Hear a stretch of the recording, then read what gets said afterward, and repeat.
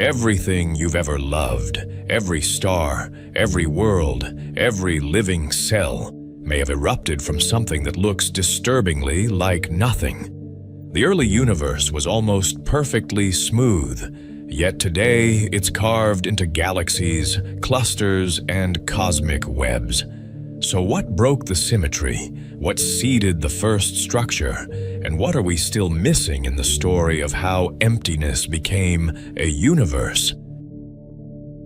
The universe keeps its oldest secrets in the coldest light and in the silent gravity we cannot see. Follow those clues far enough, and certainty begins to fray at the edges. In this documentary, we treat the cosmos like a crime scene. Every photon a witness, every spectrum a fingerprint, every map a partial confession.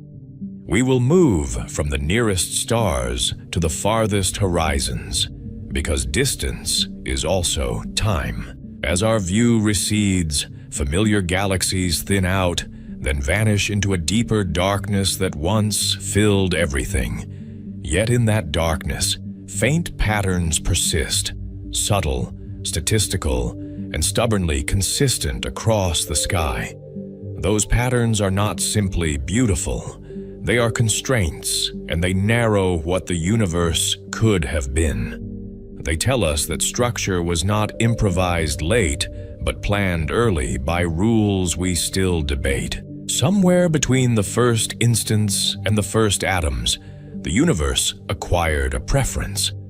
An imbalance so slight it barely registers, yet strong enough to build everything. We can measure the aftermath with exquisite precision and still not know the ultimate origin of the first irregularities. So we proceed the only way science can, by reconstructing a history from relics. We will watch the primordial fireball cool into a transparent cosmos, and listen for the moment when light finally traveled freely. We will read the afterglow as a map of pressure, waves, and potentials, preserved like ripples frozen into glass. We will enter the long night before the first stars, when chemistry was sparse and gravity worked patiently in the dark. And we will track how matter gathered along unseen scaffolding, forming filaments, nodes, and the galactic cities that later lit the void. Along the way, we confront the components that dominate cosmic evolution while refusing to show their faces. Dark matter shapes the architecture, yet hides from our detectors. Dark energy drives expansion, yet resists a clear physical explanation. Even the best theories succeed with conditions they do not fully justify, and the best observations end at a luminous wall. That boundary is not failure. It is the frontier where inference replaces imagery, and where the next question begins.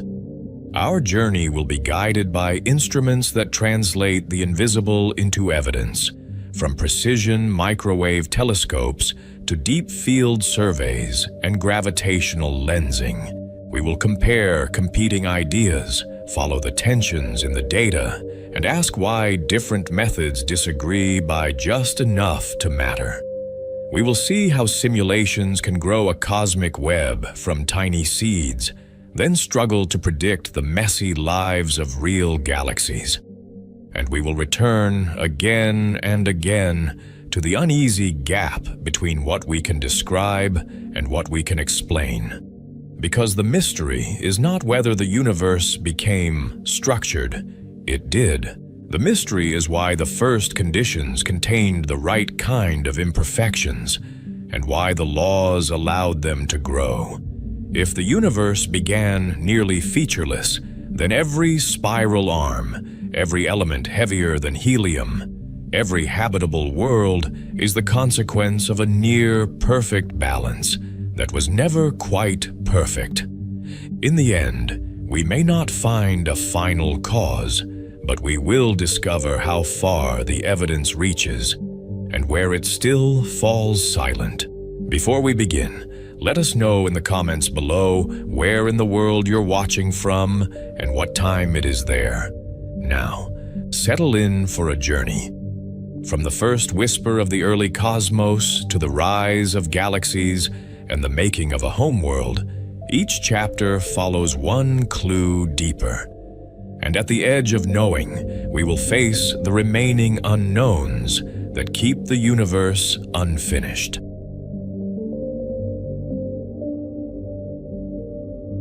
Galaxies fill the sky in every direction, arranged in filaments, walls, and vast voids that seem carved from darkness. On screen, the cosmic web looks almost biological. Threads of light, knots of clusters, and empty basins where few galaxies live. Yet our best evidence points back to a beginning that looks almost featureless, as if the universe started without a blueprint. The central mystery is simple to state and hard to finish because the data are crisp while the cause remains elusive.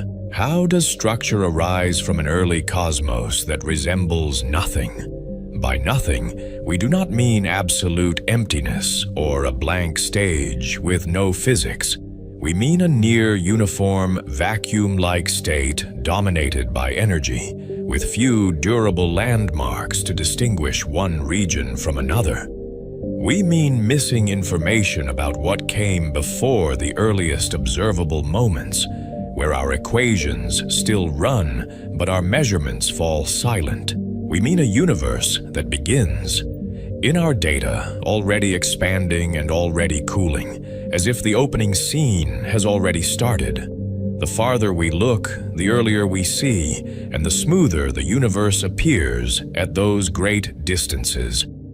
Distant galaxies blur into a background, and then into a faint afterglow that wraps the entire sky.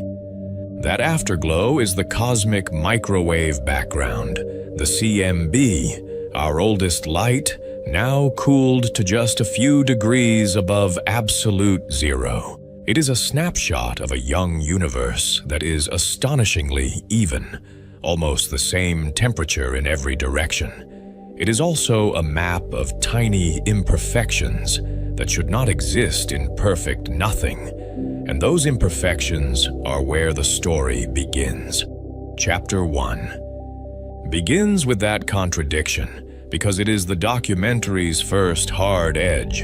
The universe is structured now, but it was almost smooth then, and that almost carries enormous consequences.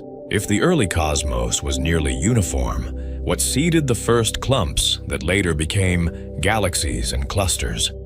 If space began in a simple state, why did it not stay simple forever, fading into a thin, quiet uniformity? To orient ourselves, we need a timeline, even if the first pages are torn. We can speak carefully about fractions of a second after the beginning, but we cannot show footage, and we should not pretend otherwise. We infer conditions from physics tested in laboratories, from particle accelerators to atomic clocks, and from patterns written across the sky. We also admit where inference becomes speculation, because the early universe rewards humility as much as it rewards imagination.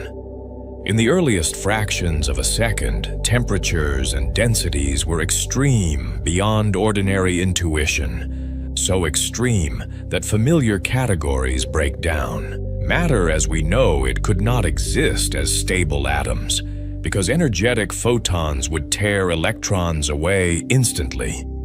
Energy, particles, and radiation formed a hot, dense mixture in constant transformation, with collisions happening faster than any chemical process could begin. The universe expanded, and expansion changed everything by thinning and cooling that mixture, turning speed and scale into the first governing parameters. A key idea enters early, and it remains controversial in its details, even among experts. Many models propose a brief era of rapid expansion, inflation, that stretches space dramatically in a tiny fraction of a second. Inflation is not a decorative add-on, but a proposed solution to specific puzzles that appear when we take the CMB seriously. It can explain why distant regions look similar despite limited time to communicate, because they were once close enough to share conditions. It can also explain why space looks so flat and why the CMB is so uniform, as if curvature was ironed out by an enormous stretching. Visually, inflation is often drawn as a curve that suddenly shoots upward, a calm line that becomes a vertical surge. That picture is simplified, but it captures the point. Space itself is the thing expanding, not matter flying into emptiness. Quantum fields, which cannot be perfectly still, would have been present even in that smooth state. In inflationary thinking, microscopic quantum fluctuations are stretched to astronomical scales, turning subatomic randomness into a cosmic pattern. The seeds of galaxies may begin as the smallest possible tremor, magnified until it spans millions of light years.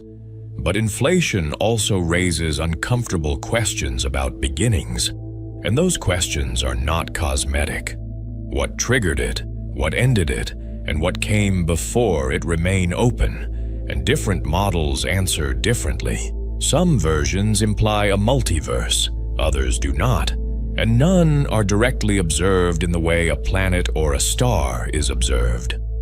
We treat inflation as a leading hypothesis, not a settled origin story, because the early universe is where evidence thins faster than imagination. Even with inflation, uniformity remains a puzzle that must be handled precisely, not poetically. A perfectly uniform universe has no preferred place for matter to gather, because every location is identical to every other. If density were exactly the same everywhere, gravity would have nothing to amplify, and the cosmos would remain a smooth, expanding haze. Structure would never start, and galaxies would never appear, so the fact that galaxies exist is already a measurement. It tells us the early universe contained differences, however small, and those differences had to be coherent enough to grow.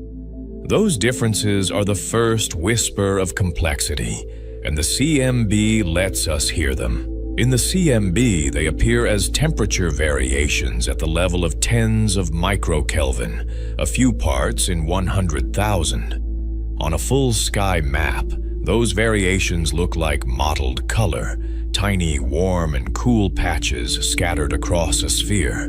They correspond to tiny density contrasts, seeds that later become clusters and superclusters, and they preserve a statistical fingerprint of the early universe. They are the earliest measured hints of the cosmic web, and they are also a clue that the universe was never truly nothing. The CMB is not just a photograph, but a physical record of sound waves in the primordial plasma. Before atoms formed, photons and charged particles were tightly coupled, and pressure could push back against gravity. That push and pull created oscillations, like ripples in a drumhead, except the drumhead was the entire universe. When the universe became transparent, those oscillations froze into the pattern we see today. The peaks and troughs in the CMB's statistics are therefore a kind of fossil acoustics, a memory of pressure, gravity, and timing. Gravity is the storyteller that turns whispers into architecture, and it does so with patient inevitability. It does not create matter, but it shapes where matter goes, and it rewards even the slightest imbalance. Where density is slightly higher, gravity pulls more strongly, and the region grows denser still as it gathers material from its surroundings. This feedback is slow at first, then relentless over billions of years, and it acts across scales from small halos to superclusters. From small perturbations, gravity can build the scaffolding for everything else, including the first places where stars will ignite. Yet gravity also competes with pressure and expansion, so growth is never guaranteed. In the early universe, radiation pressure resists collapse, and rapid expansion stretches perturbations apart before they can deepen. The outcome depends on timing, on composition, and on the size of the initial seeds, because different scales enter the horizon at different times. The early universe is not just a hot fog, but a dynamic system with rules that can be calculated. Those rules are written in equations and tested against sky maps, and the match is one of cosmology's great achievements. We can outline the early timeline without pretending to know every detail, and that discipline matters. At around a fraction of a second, the universe cools. Enough for fundamental forces to behave as we recognize them, separating into distinct interactions. Quarks and gluons begin to confine into protons and neutrons as temperatures drop, transitioning from a quark-gluon plasma to bound particles. A few minutes later, the first nuclei form in primordial nucleosynthesis. When the universe is cool enough for nuclear reactions to build light elements, hydrogen and helium dominate, with traces of lithium and little else, and those proportions can be predicted with remarkable precision. There is history behind this confidence, because these ideas were not always obvious. In the mid-20th century, theorists argued that a hot, early universe would leave behind both light element abundances and a cooled relic radiation field. When the CMB was discovered in 1965, it was not just a new signal, but a decisive clue that the universe had once been dense and hot. Later satellites mapped the CMB with increasing precision, revealing the tiny anisotropies that structure formation requires. Each improvement narrowed the space of plausible beginnings, even as it sharpened the remaining mysteries. This early chemistry matters because it limits what can happen later, and it determines how quickly complexity can appear. Without heavy elements, there are no rocky planets and no complex molecules, and even gas cooling in early clouds becomes more difficult. The early universe sets the initial inventory for cosmic evolution, like a pantry stocked almost entirely with hydrogen and helium. It also sets the initial conditions for how gravity will sculpt matter, because composition affects pressure, cooling, and collapse.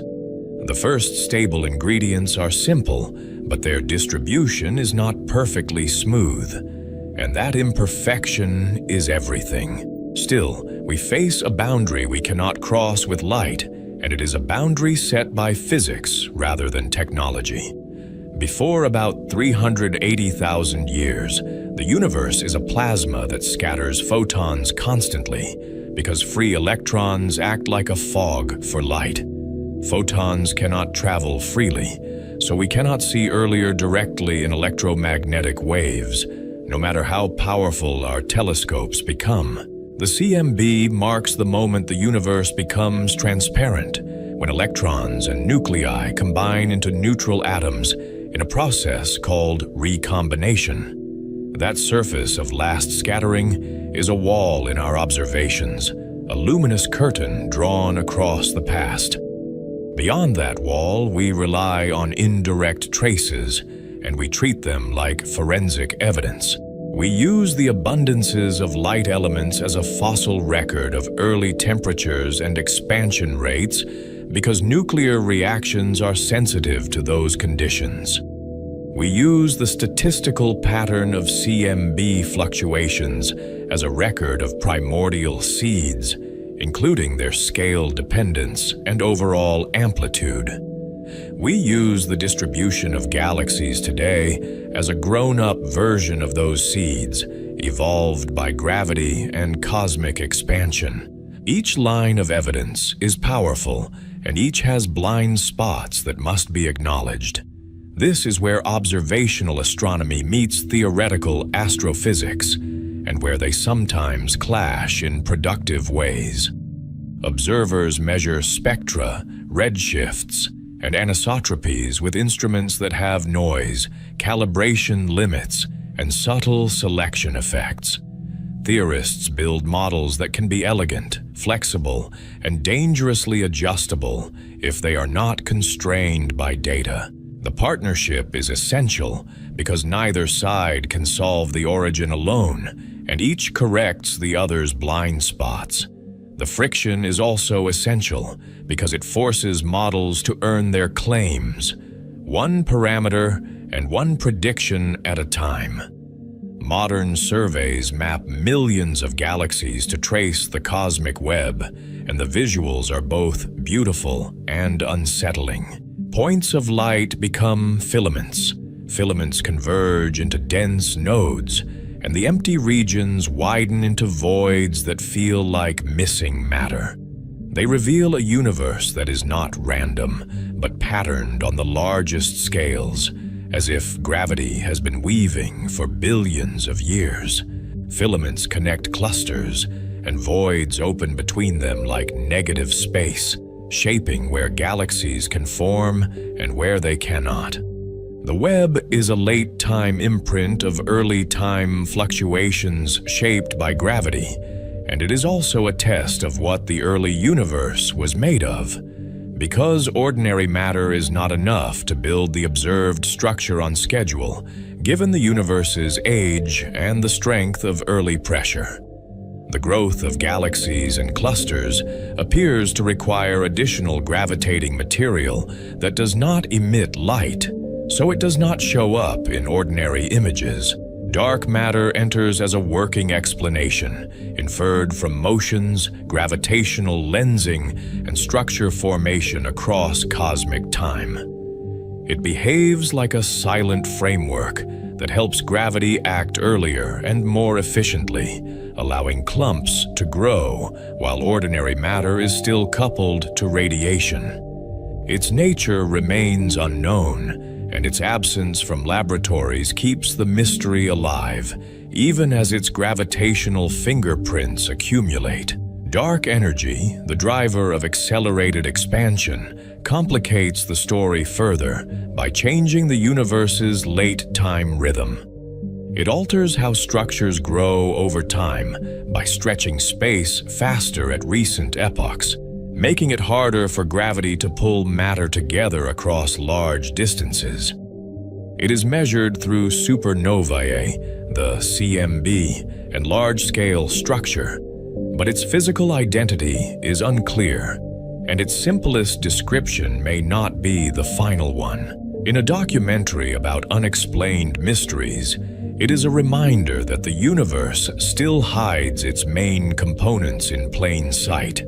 The problem of nothing is also a problem of unseen something, and our accounting is incomplete.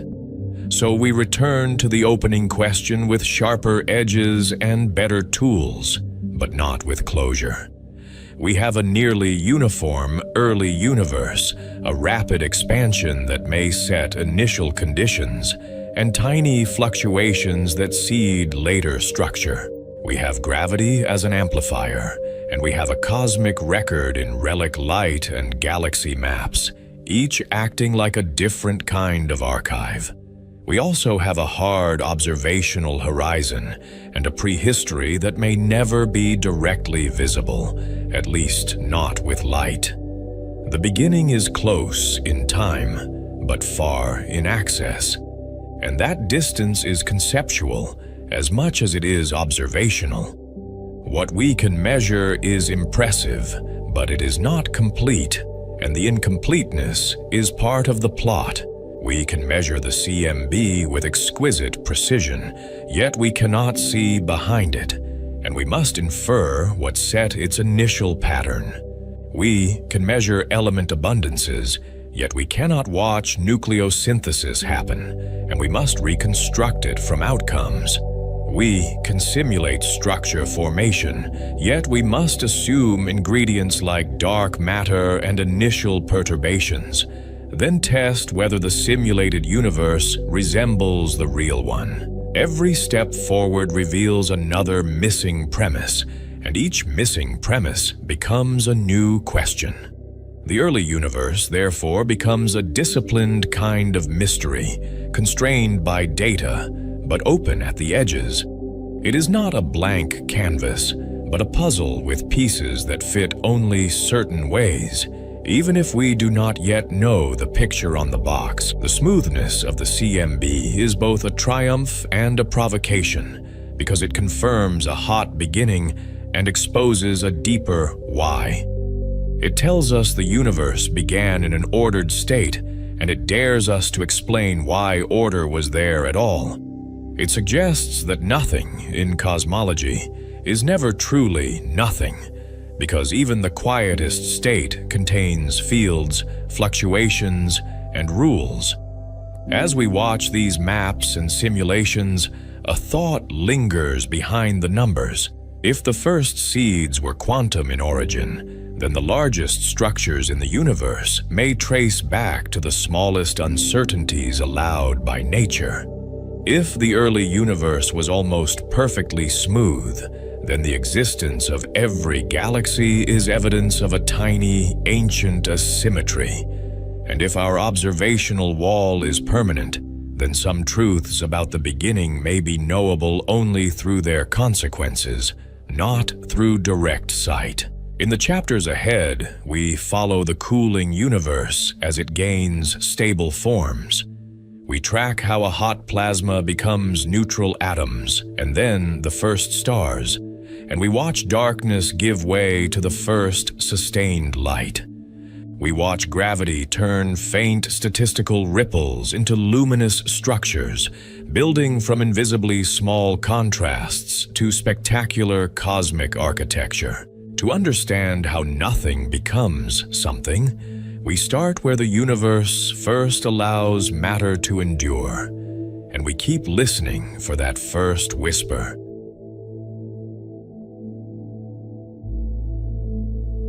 Chapter 1 ended at a hard observational wall where light could not travel freely. Chapter 2 begins just before that wall, inside a universe still opaque. We are not looking at darkness in the familiar sense. We are looking at a medium so bright and dense that brightness cannot escape. The early cosmos is not empty space with scattered particles. It is a hot plasma, where electrons, protons, and helium nuclei move unbound. Photons are everywhere, not as occasional flashes, but as the dominant population of the universe. In this era, radiation is not merely something matter emits. Radiation is the environment that matter lives inside. Imagine the visuals as a glowing fog with no horizon.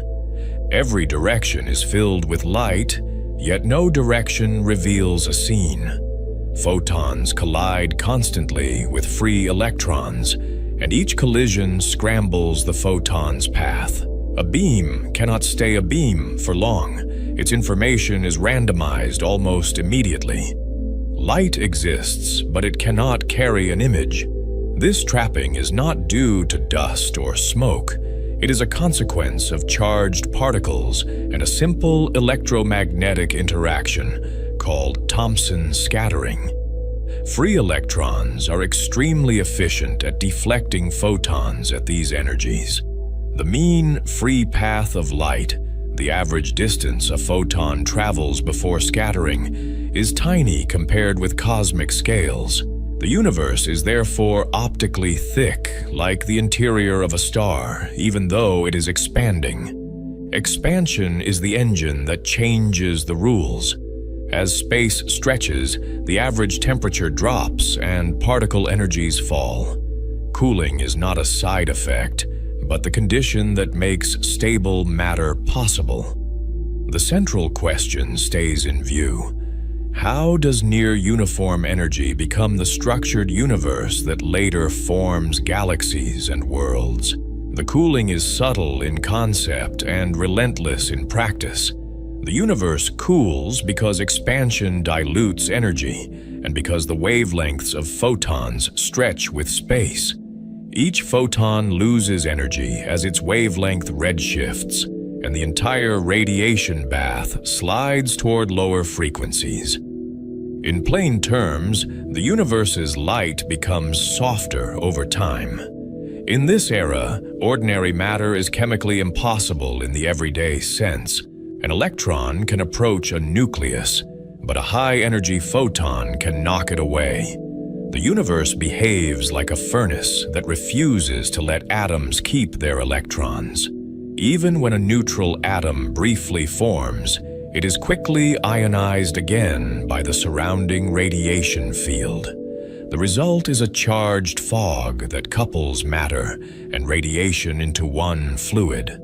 Baryons, meaning protons and neutrons bound into nuclei, cannot move independently of the photon bath. Radiation pressure pushes back against compression, and that pressure is not a minor effect. It is one of the dominant forces shaping what can and cannot grow. The timeline matters because the physics changes quickly as temperature falls. Within minutes, primordial nucleosynthesis has already built light nuclei. The universe is still hot enough for nuclear reactions, yet it is cooling so fast that reaction windows open and close. This is chemistry's ancestor stage, nuclear bookkeeping rather than molecular structure. Protons become hydrogen nuclei, and neutrons mostly end up bound in helium. A tiny fraction forms deuterium and helium-3, and an even smaller trace becomes lithium. After that, nuclear fusion largely stops because the universe thins too fast. Density drops, collisions become rarer, and the nuclear furnace goes out not from lack of fuel, but from lack of contact.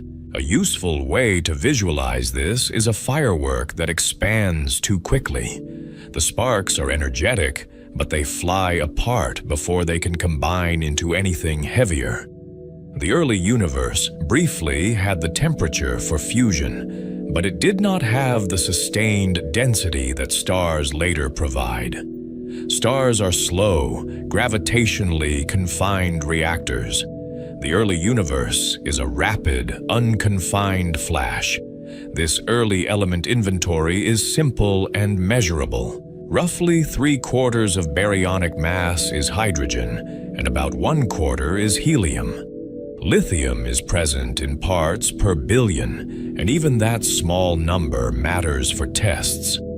There are essentially no heavier elements at this stage, and that absence is as informative as any presence. Carbon, oxygen, silicon, and iron are not missing by accident. They require stars, and stars have not formed yet. Heavier nuclei need repeated fusion steps, and in many cases, explosive conditions to be synthesized and dispersed. The early universe does not have long-lived gravitational furnaces, and it does not yet have the cycles of birth and death that enrich space. This is the first boundary between chemical possibility and chemical richness. The universe can eventually allow chemistry, but it cannot yet supply many ingredients. Early matter is like a language with only a few letters, capable of forming words, but not poetry. Complexity will come later, but only if gravity can gather this simple gas. For hundreds of thousands of years, the plasma remains ionized and opaque. Electrons keep photons trapped through Thomson scattering, and the radiation field keeps matter tightly coupled. Pressure from radiation resists gravitational collapse on many scales. Density variations exist, but baryonic matter cannot easily fall into them while tied to light. Those variations are real, yet they are constrained. Regions that are slightly denser also tend to be slightly hotter, and the photon pressure in those regions pushes outward. The plasma supports sound waves, literal acoustic oscillations on cosmic scales. These waves compress and rarefy the fluid, leaving a patterned imprint rather than random blotches. If you could see it, the universe would resemble a shimmering ocean of energy. Overdensities would be gentle swells, not sharp peaks, because radiation smooths extremes. The plasma rings with oscillations set by gravity, pulling inward, and pressure pushing outward. The universe is conducting a slow, enormous symphony, and the score will later be readable. The key transition is recombination, when electrons finally stick to nuclei.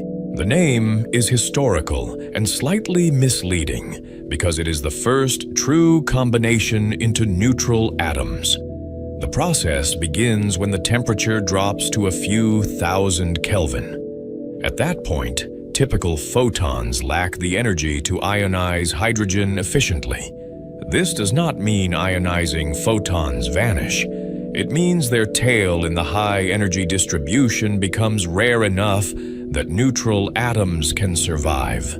The balance tips because the universe expands, cools, and dilutes the radiation field. In equilibrium terms, the ionization fraction falls steeply once conditions cross a threshold.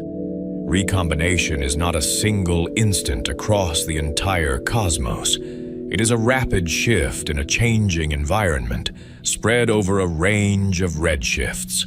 The transition has a thickness in time because photons and atoms interact through many pathways. Some recombination routes produce photons that can reionize nearby atoms, delaying the net conversion. Helium recombines first because it binds electrons more tightly. Hydrogen follows, and because hydrogen is so abundant, it dominates the story. In the visuals, the plasma's glow does not switch off like a lamp.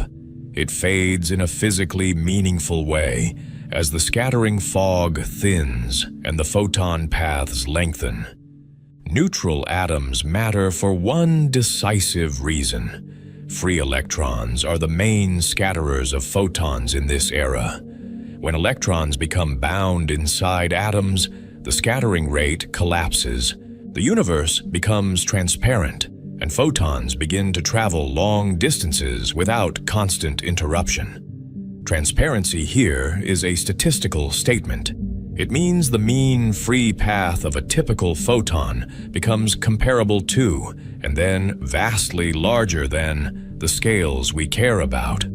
Light stops being trapped locally and starts free streaming across the cosmos. The universe transitions from a diffusive regime where photons random walk to a ballistic regime where they travel almost straight. This is photon decoupling, when radiation stops behaving like part of the matter fluid. Light is no longer trapped in the plasma, and it streams outward through expanding space. The photons that escape become the cosmic microwave background. They are not emitted by a single object.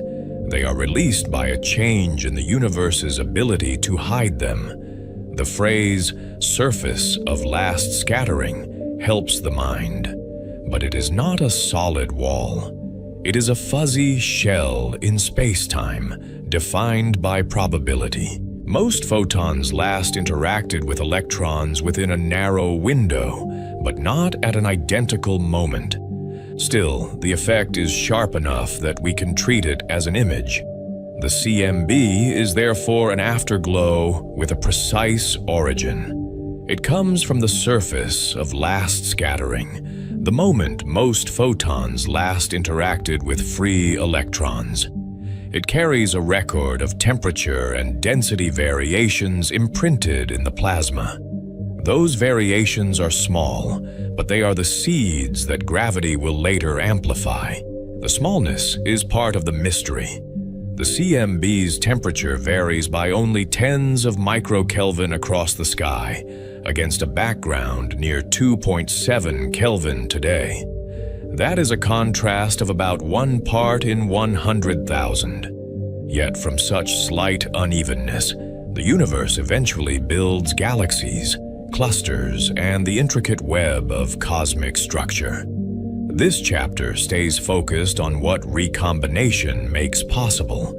It turns a charged, light-trapping medium into a mostly neutral gas. It changes how pressure works, how sound waves freeze, and how matter can begin to fall. It also creates the oldest image we can ever see with light. When sound waves freeze, they do not disappear. Their pattern becomes encoded in the distribution of matter and in the temperature anisotropies of the CMB. The peaks and troughs of those oscillations later echo in galaxy clustering, a fossil rhythm called baryon-acoustic oscillations. The early universe leaves multiple copies of the same story, written in different media. The universe, after recombination, is often called the cosmic dark ages.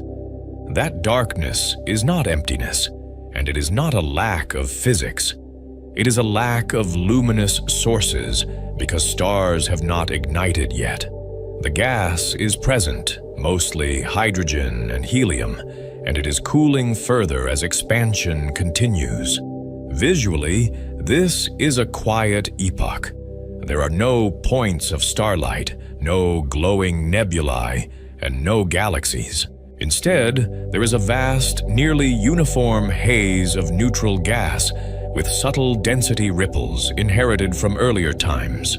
The darkness is therefore a kind of waiting, matter poised between smoothness and collapse. Neutral gas behaves differently under gravity than plasma tied to radiation.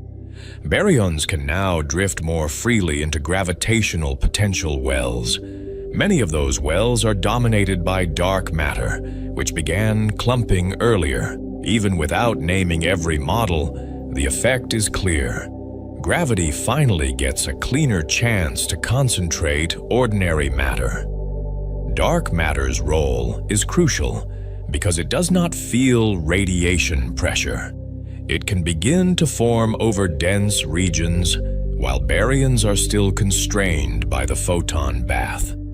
By the time recombination occurs, a scaffolding of potential wells already exists. Baryonic gas can then fall into that scaffolding, adding mass and enabling the next stage of structure. Yet cooling alone does not guarantee collapse. Gas must lose energy to contract because compression heats it and raises pressure. A cloud that cannot radiate away its heat will stall, supported by its own thermal motion. In a universe with only hydrogen and helium, cooling channels are limited, especially at low temperatures. Atomic hydrogen can cool gas through electronic transitions, but those transitions require relatively high temperatures to excite. Below certain thresholds, the gas becomes inefficient at shedding energy through atomic lines.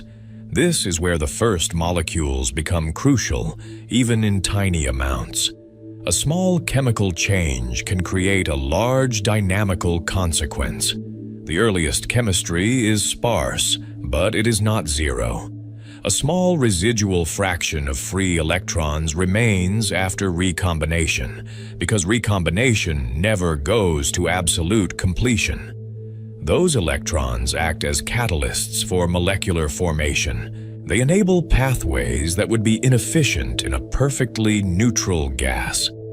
In the visuals, think of these electrons as rare sparks in a cooling mist. They are not numerous, but they are chemically influential. Because reaction rates depend on collision partners, even a trace population can open a channel that otherwise would be closed. The early universe is full of such leverage points, small fractions that steer big outcomes. One key route forms molecular hydrogen, H2, through intermediate ions. An electron can attach to hydrogen, forming H-. That ion can react with another hydrogen atom to produce H2 and release the electron. The electron returns to the pool, ready to catalyze again, which is why this pathway can operate despite scarcity. Another route uses H2+, formed when a proton binds to hydrogen, then reacts again. Both routes compete with destruction mechanisms, including collisions and photodissociation. The balance depends on density, temperature, and the background radiation field. Chemistry here is not a laboratory flask. It is a moving target in an expanding universe. The details are technical, but the consequence is simple. Even a tiny fraction of H2 can radiate energy through rotational and vibrational transitions. That radiation lets gas cool below the limits set by atomic hydrogen alone. Cooling lowers pressure support, and it helps gravity compress gas clouds. Molecular cooling works because molecules have quantized energy levels that can be excited by collisions. When an excited molecule decays, it emits a photon that can escape, carrying energy away. In plain terms, molecules provide extra rungs on the ladder for the gas to step down in temperature. Without those rungs, the gas stays warmer and more resistant to collapse. Other simple species can form in trace amounts. Deuterium can participate to make HD, which can be an even more effective coolant at low temperatures. Because HD has a small electric dipole moment, it can radiate more efficiently than H2 in certain regimes. That efficiency matters most when the gas is already relatively cool and needs a final push downward. Helium hydride, He+, may appear briefly as one of the first molecular ions. It is a chemically simple molecule, yet it represents a conceptual milestone. It shows that once the universe cools enough, even the earliest ingredients can begin to assemble into bound structures. The first bonds are tentative, but they are real. These molecules are rare, but their cooling impact can be disproportionate. A cloud does not need to be mostly molecular to benefit from molecular cooling. It needs only enough molecules to radiate away the heat generated by gravitational compression. In that sense, early chemistry is less about abundance and more about influence. This is the bridge from chemical possibility to astrophysical consequence. Molecules do not make the universe chemically rich yet. They make it physically cooperative because they help gas shed heat.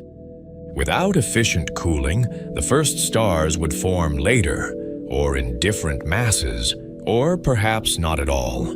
The simplicity of primordial chemistry also sets constraints on early star formation. With no metals and little dust, gas clouds fragment differently. Metals and dust in later epochs provide strong cooling and many pathways for small clumps to form. In the primordial case, fragmentation is limited, and the typical collapsing mass scale is expected to be larger. The first stars are therefore expected to be massive, short-lived, and intense in ultraviolet radiation. That expectation connects back to chemistry, because early radiation can destroy molecules and reionize gas. A massive star does not merely light up its surroundings.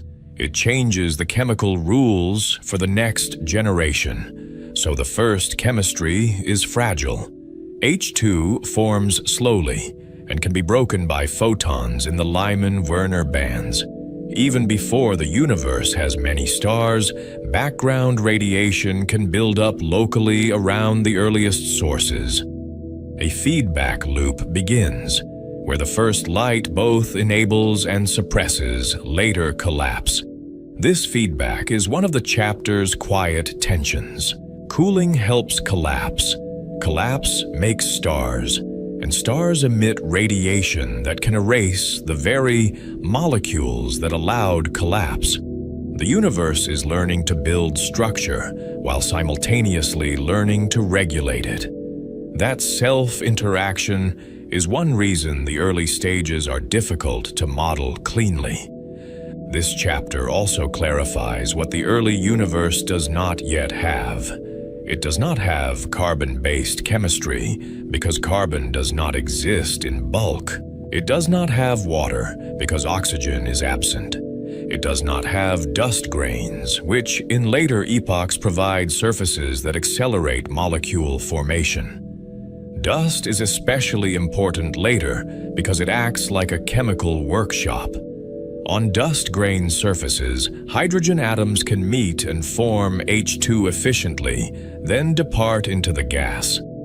In the primordial universe, that surface chemistry is missing, so the gas must rely on slower gas phase pathways.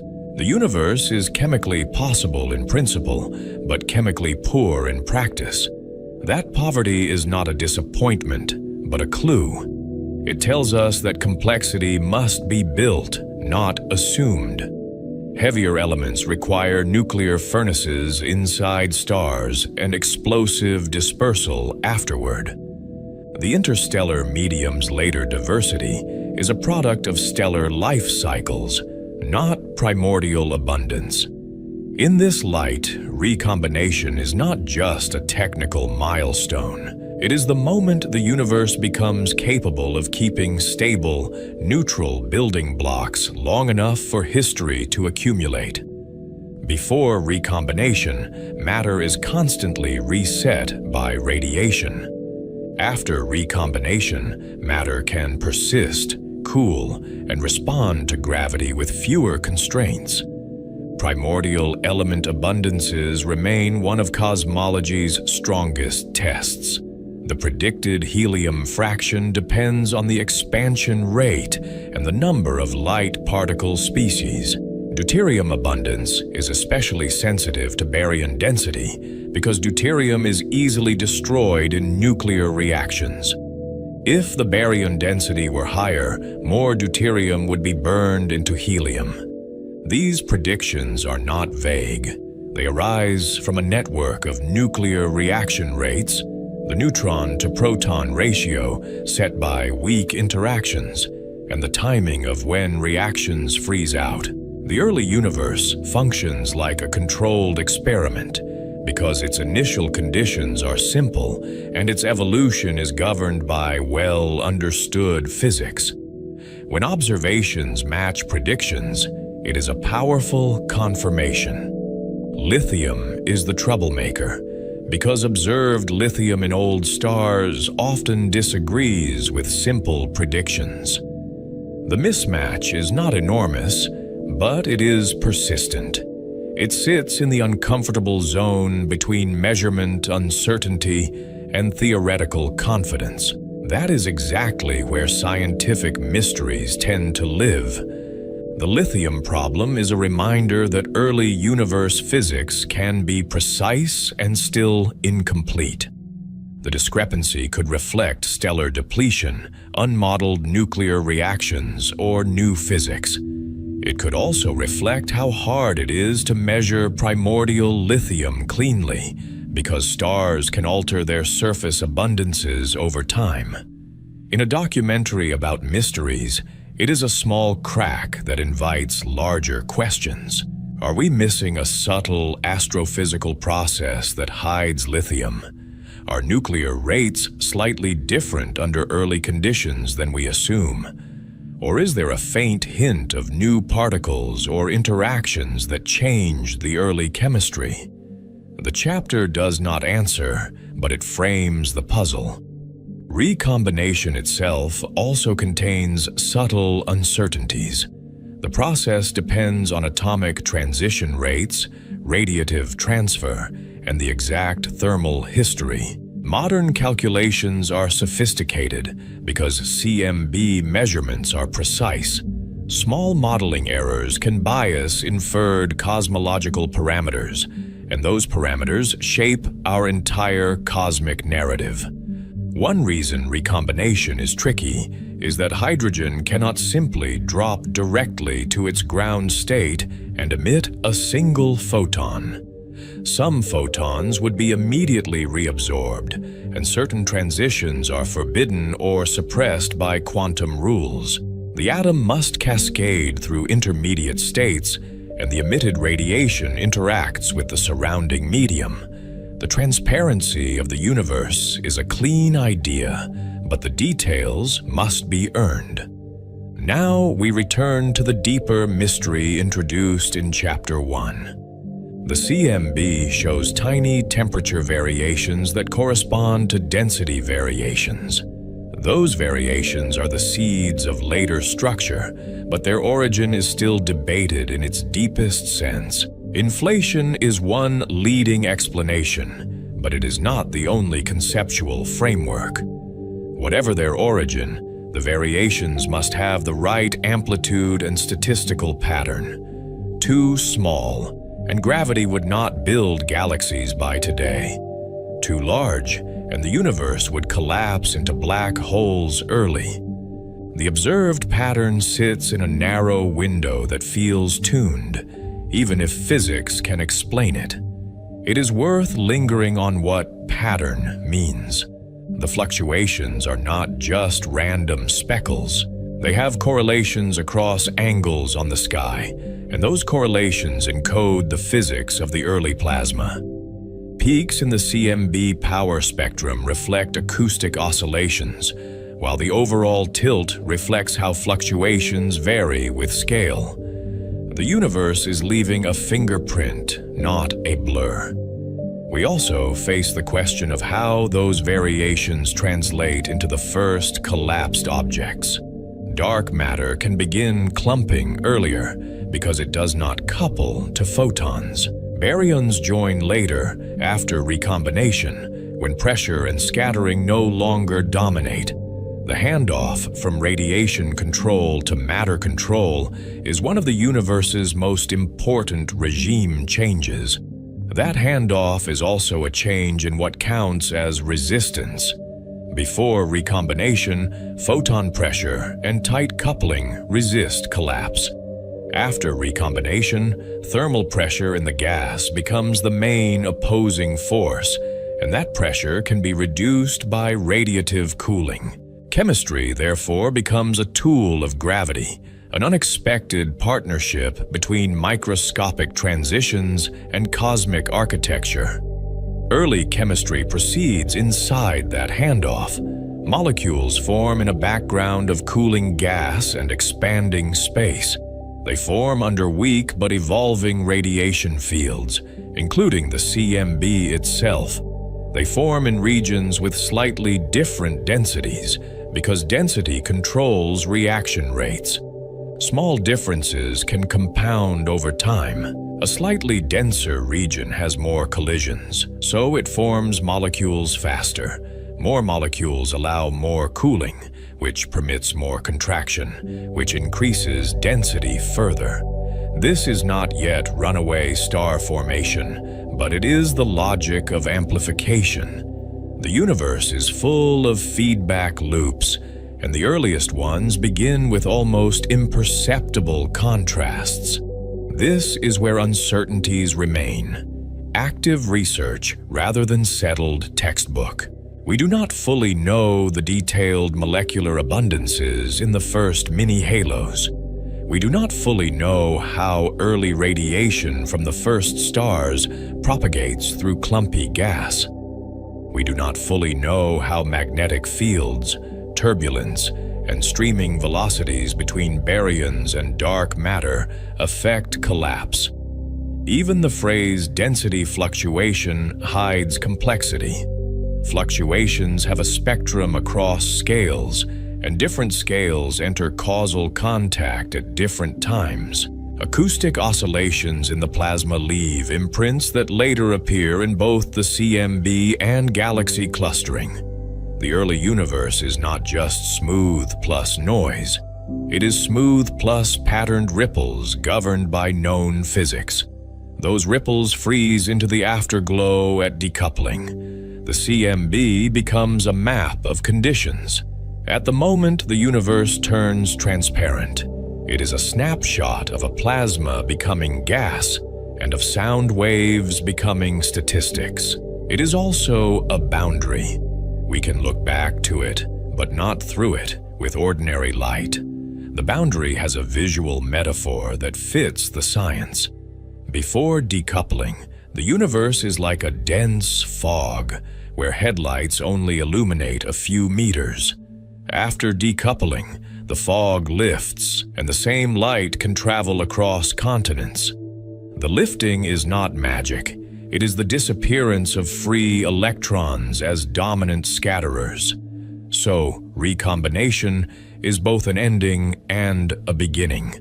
It ends the era when photons are trapped and matter is ionized. It begins the era when light can travel and matter can cool into neutral structures. It sets the stage for the first stars by allowing gravity and chemistry to cooperate. The central question tightens here. If galaxies and worlds grew from near uniform beginnings, then the first stable atoms are the first durable building blocks. They are not yet planets or life, but they are the first time matter can keep its shape. The universe becomes a place where history can accumulate. We can also place this moment in human history. The idea that atoms formed long after the beginning is modern, tied to plasma physics and quantum theory.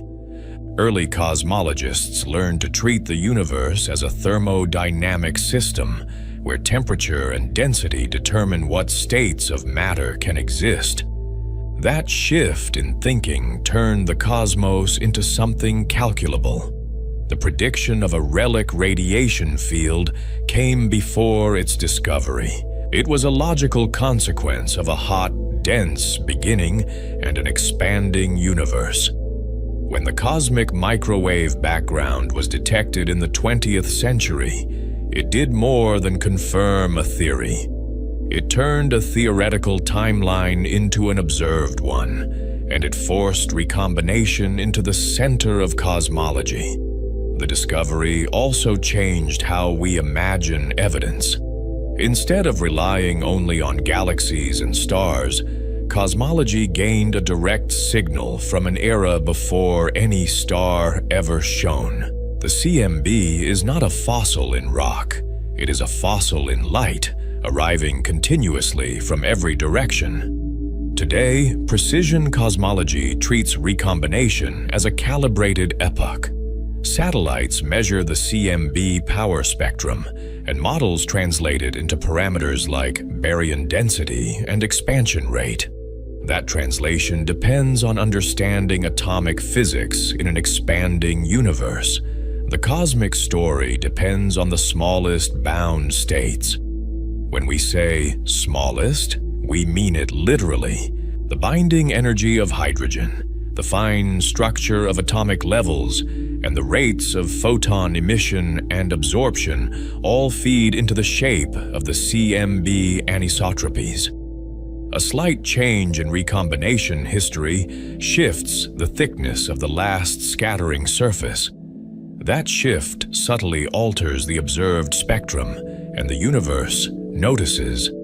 Still, the mystery tone remains justified. We have a clear mechanism for transparency, but we do not have a complete explanation for the initial seeds. We have plausible molecular pathways, but we do not have direct observations of the first chemistry in action. We have predictions for the first stars, but we are still testing them with new telescopes. That gap between mechanism and origin is where wonder persists. We can compute when neutral hydrogen forms, yet we still ask why the initial fluctuations had the form they did.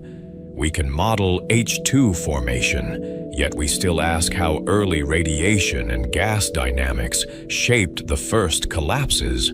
The early universe is both a solved problem and an open one, depending on where you look. The chapter closes by leaning into the next observational anchor. Once neutral atoms form, photons decouple and begin their long journey.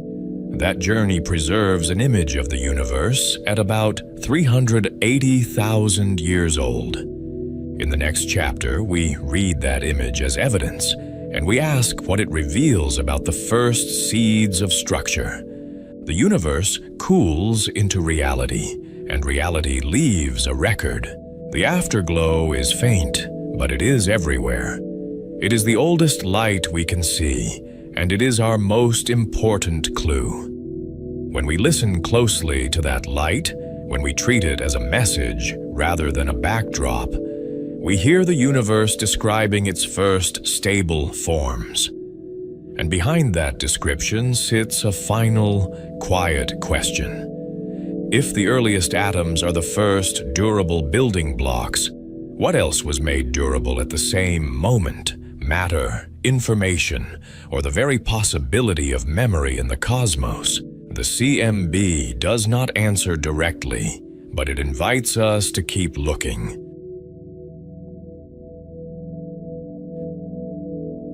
Chapter 2 ended when the universe turned transparent and the oldest light escaped. Chapter 3 begins by treating that light as evidence, not atmosphere, because in cosmology, even a faint glow can behave like a document. The cosmic microwave background is a nearly uniform microwave sheen, arriving from every direction with uncanny steadiness. On screen, it looks like a soft, mottled sphere wrapped around us, an all-sky photograph of a time when the universe was young. It is the earliest electromagnetic signal we can observe directly, and it anchors our timeline with a timestamp written in temperature. The CMB comes from the surface of last scattering, about 380,000 years after the beginning, when the universe had cooled to roughly a few thousand Kelvin. Before that moment, the cosmos was an ionized plasma, where electrons and atomic nuclei moved freely, and photons could not travel far. Light was trapped in a dense fog of charged particles, ricocheting from electron to electron through Thomson scattering. If we could stand there, we would not see stars or darkness, only a blinding, uniform radiance with no clear direction. After recombination, most electrons bound into neutral hydrogen and helium, and the scattering rate collapsed. Photons began free streaming, and the universe became transparent in a physical, measurable sense. That release created a snapshot, because the last interactions happened within a narrow window rather than at a single instant. The surface of last scattering is really a thin shell with thickness set by atomic physics and the expansion rate. In visual terms, it is like a glowing fog bank that suddenly thins, revealing a final shimmer before the light escapes forever. As the universe expands, those photons stretch with it, their wavelengths lengthening from visible and infrared into microwaves. Today they arrive as a black body spectrum at about 2.7 Kelvin, a near-perfect thermal curve that is as informative as it is simple. The snapshot looks smooth at first glance, and the smoothness is the problem that drives the story forward. A perfectly uniform universe would not build galaxies because gravity would have nothing to prefer and nowhere to begin. The CMB is uniform to about 1 part in 100,000. Yet structure exists today on scales from galaxies to vast clusters. The crucial information is in the tiny anisotropies, the mottled pattern of slightly hotter and colder spots. They are small enough to miss in a casual glance, yet coherent enough to map with precision. Those spots are not weather, and they are not random noise, even though the map resembles a speckled atmosphere. They are temperature differences of tens of microkelvin, measured across the full sky with instruments cooled near absolute zero. Each pixel on a modern map represents a statistical estimate built from repeated scans, careful calibration, and years of data. The pattern encodes small differences in density and motion in the primordial plasma, and it also encodes gravitational potentials that were already present. Those potentials were dominated by dark matter, which shaped the landscape without shining. A slightly hotter patch often traces a region that was slightly denser, but the link is subtle and sometimes counterintuitive. Denser regions compress the plasma and can raise temperature through pressure and gravitational heating, leaving a warm imprint. Yet photons climbing out of deeper gravitational wells lose energy, which can make dense regions appear colder when they finally escape. Motion matters too, because plasma moving toward us Doppler shifts the radiation slightly hotter, while motion away shifts it slightly cooler. The CMB therefore records competing effects: compression, gravitational redshift, and velocity, so the pattern becomes a physics ledger rather than a simple density map. The key idea is simple enough to hold without equations, even if the underlying machinery is intricate. Where density was slightly higher, gravity pulled a little harder, and matter tended to drift inward over time. Where density was slightly lower, gravity pulled a little less, and matter tended to thin out as surrounding regions stole material. These differences were tiny, but gravity amplifies tiny differences over long times, especially when the universe has billions of years to work. In that sense, the CMB is not a picture of galaxies.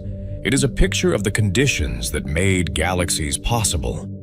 Gravity is not creative, but it is relentlessly selective, and it rewards any place where mass gathers by making that place even more attractive.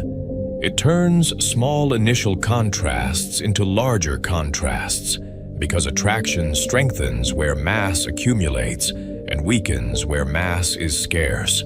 The early universe also expanded rapidly, which fought against collapse on large scales by stretching space itself. Structure formation is therefore a race between inward pull and outward stretching, and the outcome depends on the balance at each scale. Some ripples grow, some stall, and some are erased by pressure and diffusion. In the plasma era, pressure mattered as much as gravity, and the universe behaved like a coupled fluid with a very unusual ingredient. Photons and baryons moved together because electrons tied the radiation to the matter through constant scattering. Radiation pressure resisted compression, acting like a spring that pushed back when gravity tried to squeeze. When gravity pulled matter inward, pressure pushed outward, and the fluid oscillated. These oscillations were sound waves on cosmic scales, driven by gravity and restored by radiation pressure, propagating at a significant fraction of light speed. Acoustic oscillations are the CMB's hidden soundtrack, preserved as a statistical pattern rather than an audible tone. They do not appear as obvious rings in the map because we see a projection of many waves at many distances. Instead, they show up as peaks in the angular power spectrum, a plot that summarizes how much variation exists at each angular scale. Each peak corresponds to a preferred scale, set by how far sound could travel before decoupling. That distance is the sound horizon, and it becomes a standard ruler that cosmologists carry forward through time. The first peak tells us about geometry, because angles depend on curvature, and the universe acts like a lens. If space is flat, The sound horizon appears at a specific angular size, roughly a degree on the sky. If space were strongly curved, the same physical scale would look larger or smaller, shifted left or right in the spectrum. The observed peak positions indicate a universe very close to flat, within tight uncertainties that have narrowed with each generation of data. That result is not just abstract geometry. It sets the stage for how volumes, distances, and growth unfold. The relative heights of the peaks tell us what the universe was made of, and they do it in a way that feels almost like spectroscopy for cosmic composition. Baryons add inertia to the photon baryon fluid, enhancing compressions relative to rarefactions, so certain peaks rise while others fall.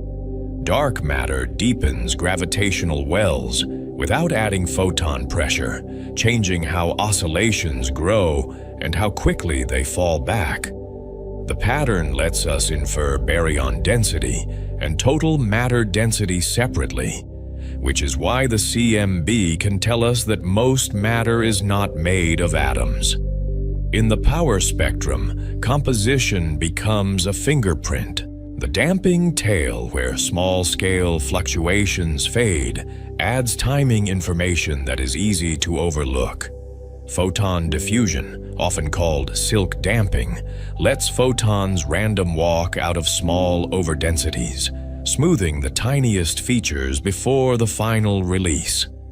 The finite thickness of last scattering adds another blur, because the snapshot is not infinitely thin. That blurring depends on the expansion rate and the ionization history, which are themselves tied to particle content and early universe dynamics.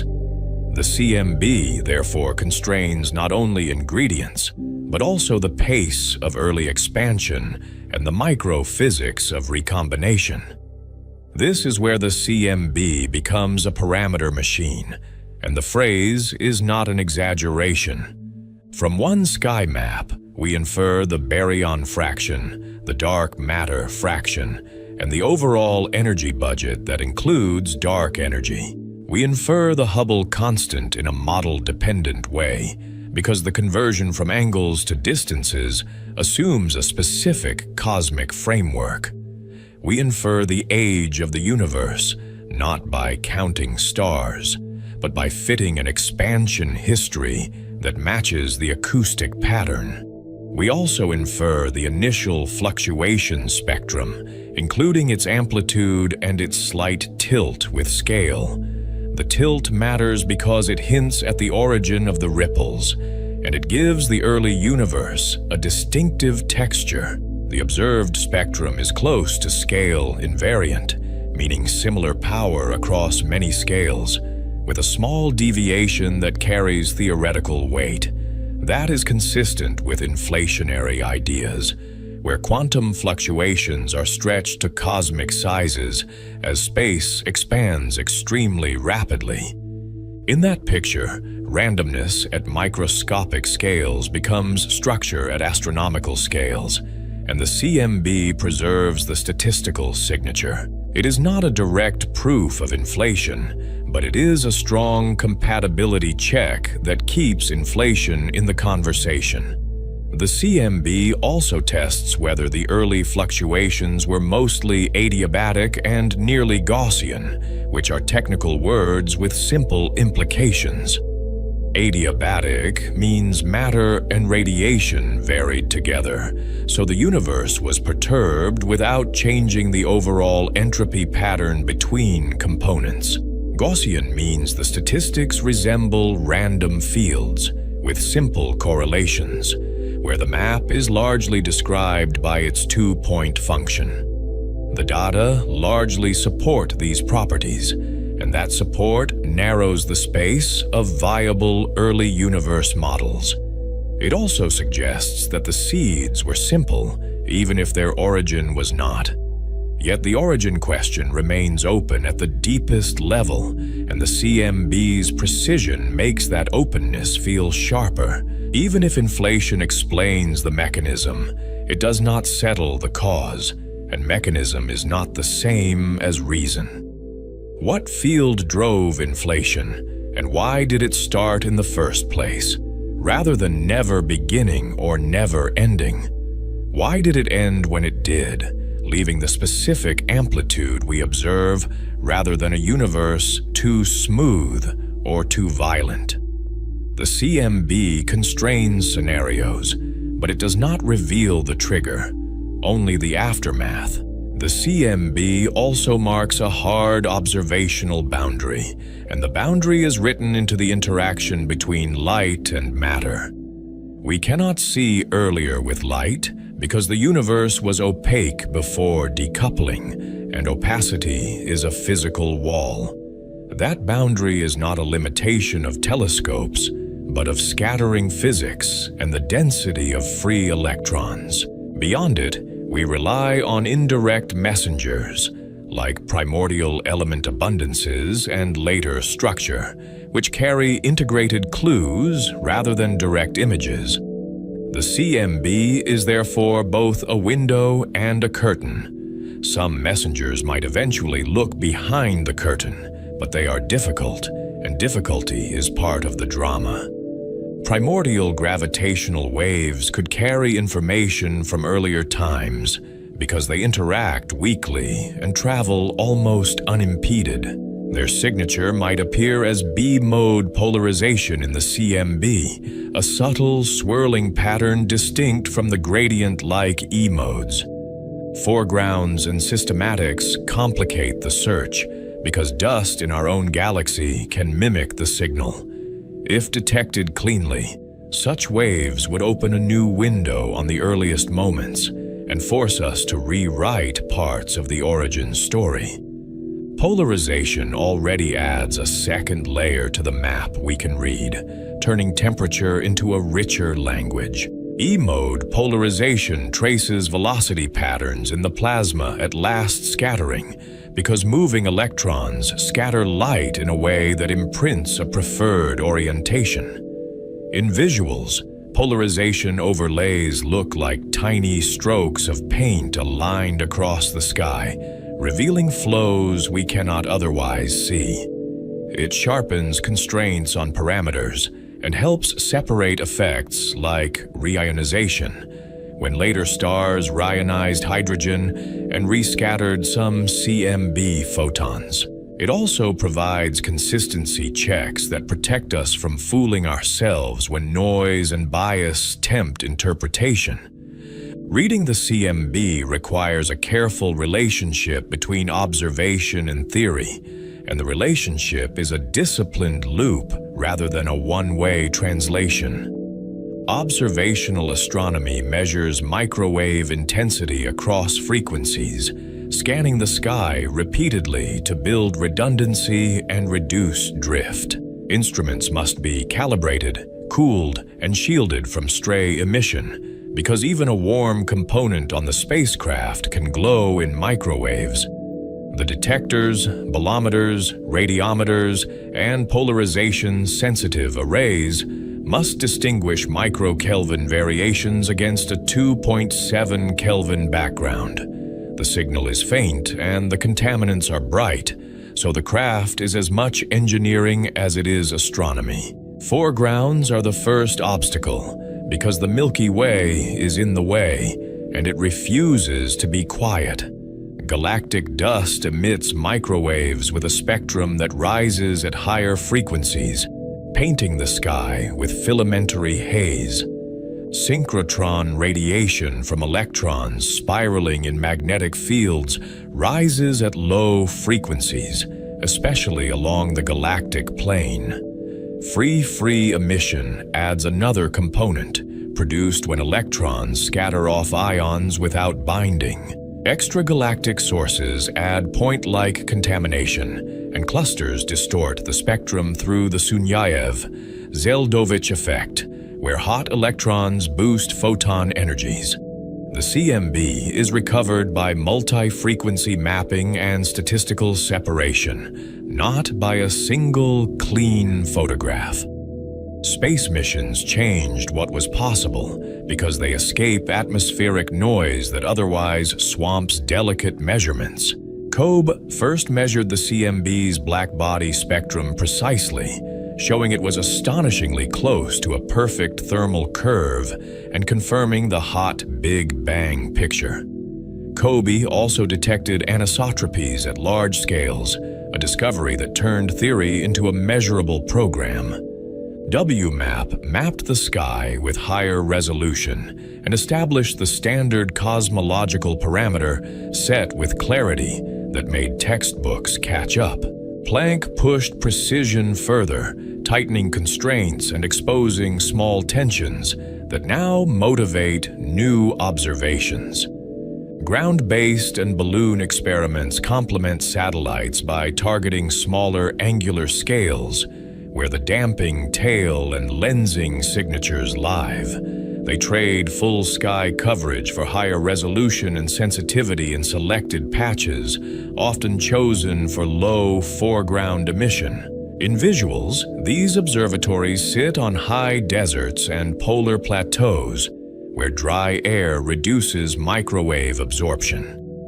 They also test new detector technologies and polarization strategies, building the next generation of instruments. Together, these instruments build a layered picture, independent methods cross-checking the same physics from different angles. Theoretical astrophysics turns maps into numbers by comparing data to predicted spectra, and the comparison is both rigorous and delicate.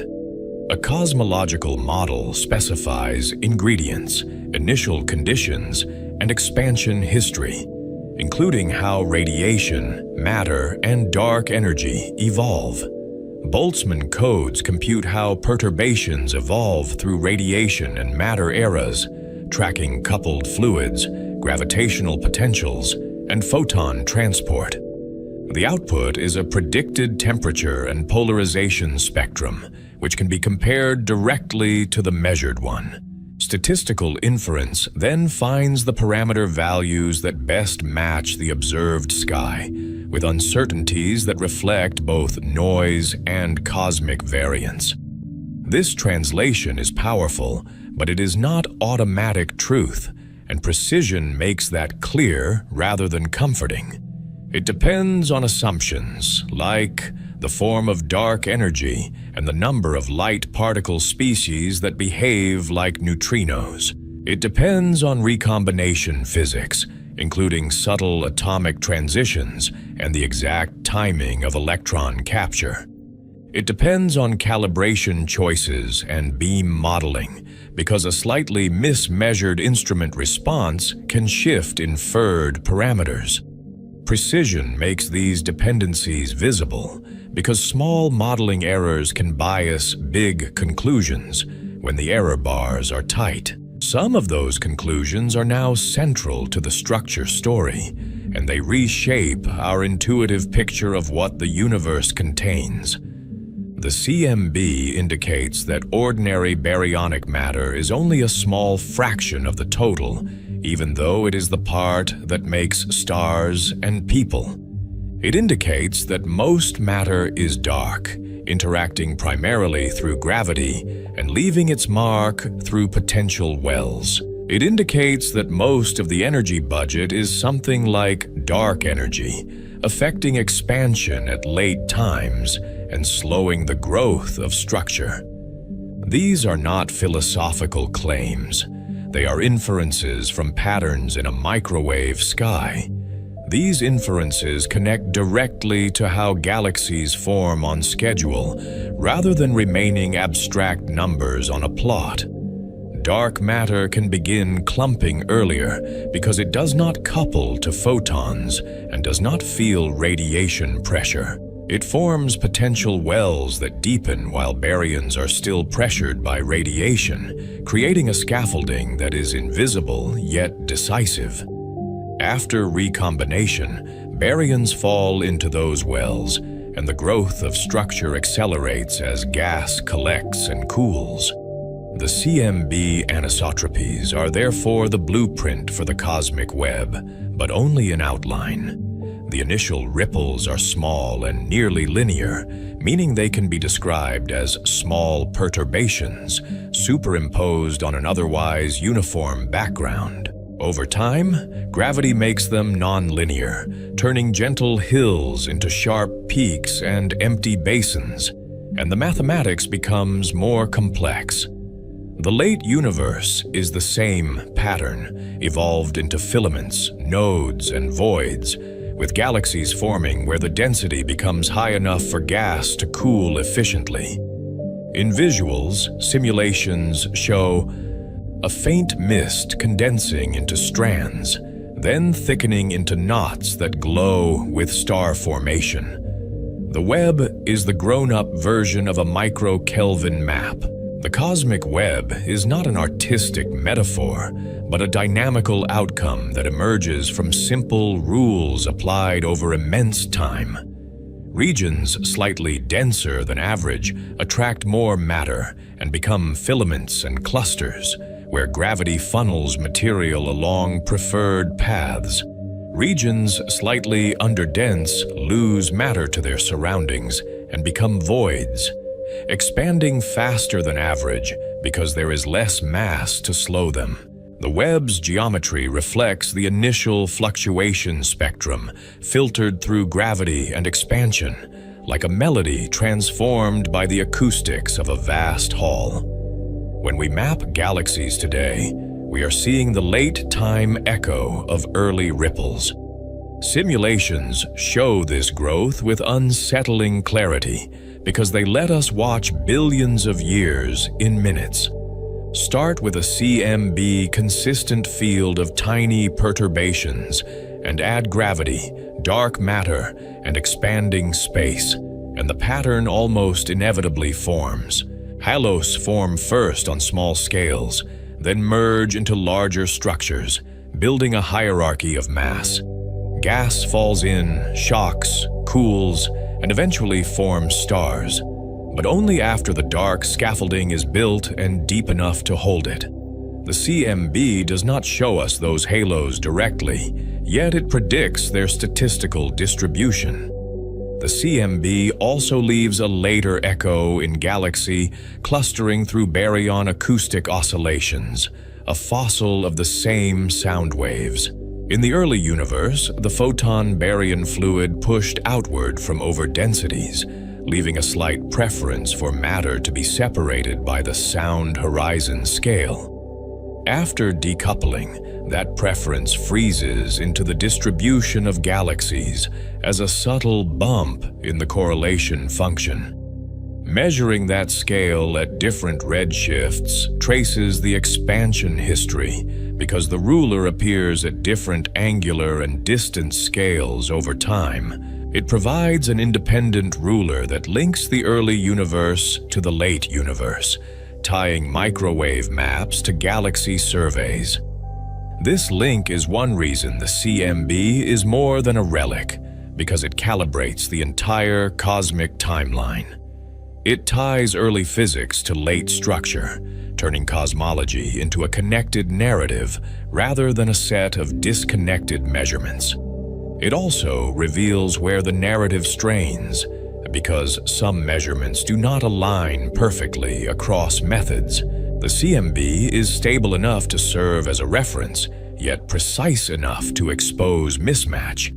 In that tension, mystery returns, not as ignorance, but as a clue.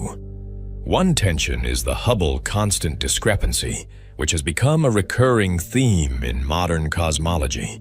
The CMB infers a value within the standard model because the acoustic pattern fixes distances when combined with an assumed expansion history. Local distance measurements often find a higher value, using calibrations based on standard candles and geometric methods.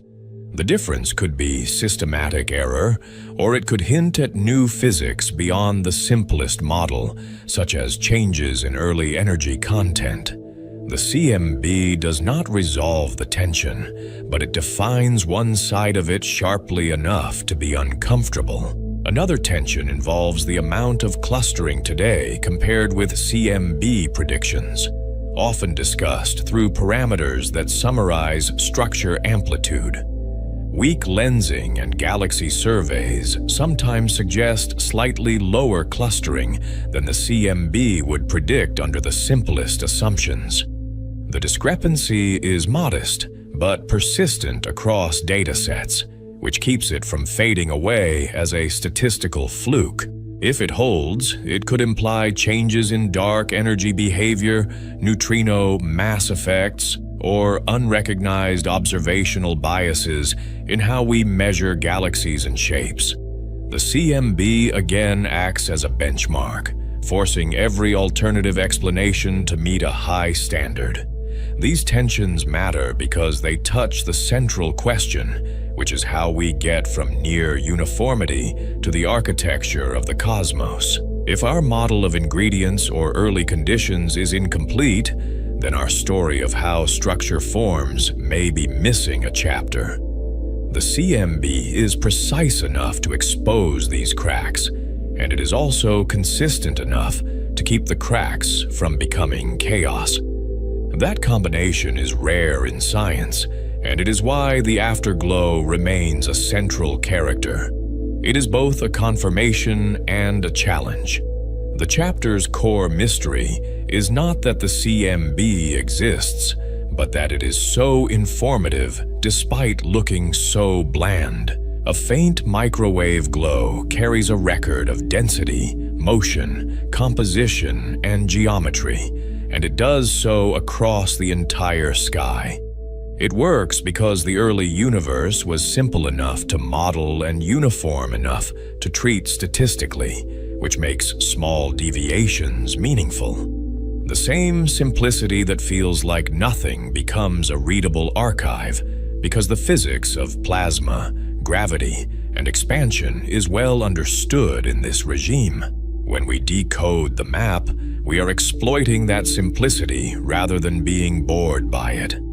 Still, we should name what the CMB cannot tell us directly, because boundaries define the shape of knowledge.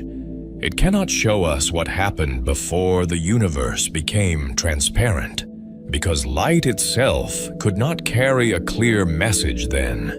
It cannot reveal the exact microphysics of inflation, if inflation occurred, because many different mechanisms can produce similar statistical outcomes.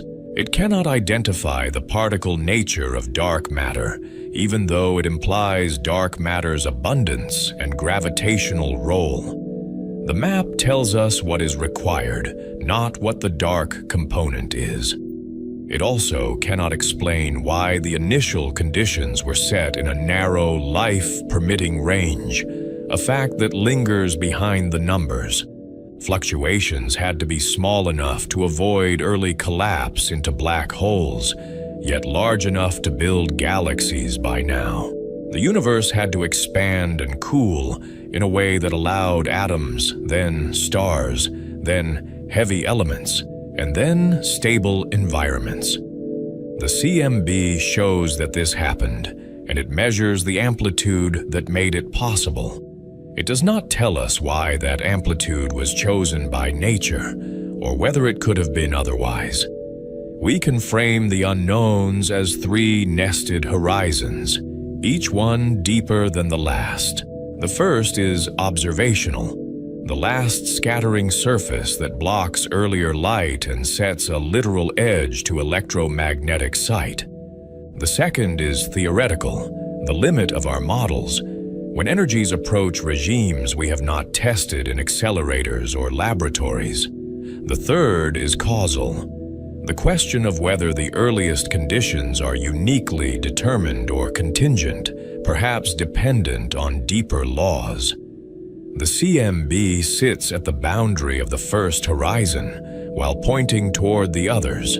Even within what we can observe, interpretation requires care, because the map is a projection of a three-dimensional universe onto a two-dimensional sky. Hotter and colder spots are not simply clumps and voids because gravitational redshift and Doppler motion contribute, and those contributions can oppose each other. The map also mixes scales along the line of sight because different distances contribute to the same angular pattern. Extracting the underlying field requires models of projection and evolution, and those models must be tested against polarization and lensing signals. The triumph is that the pieces fit together across independent observables. Yet the overall message is robust across methods, and it remains one of the cleanest narratives in cosmology.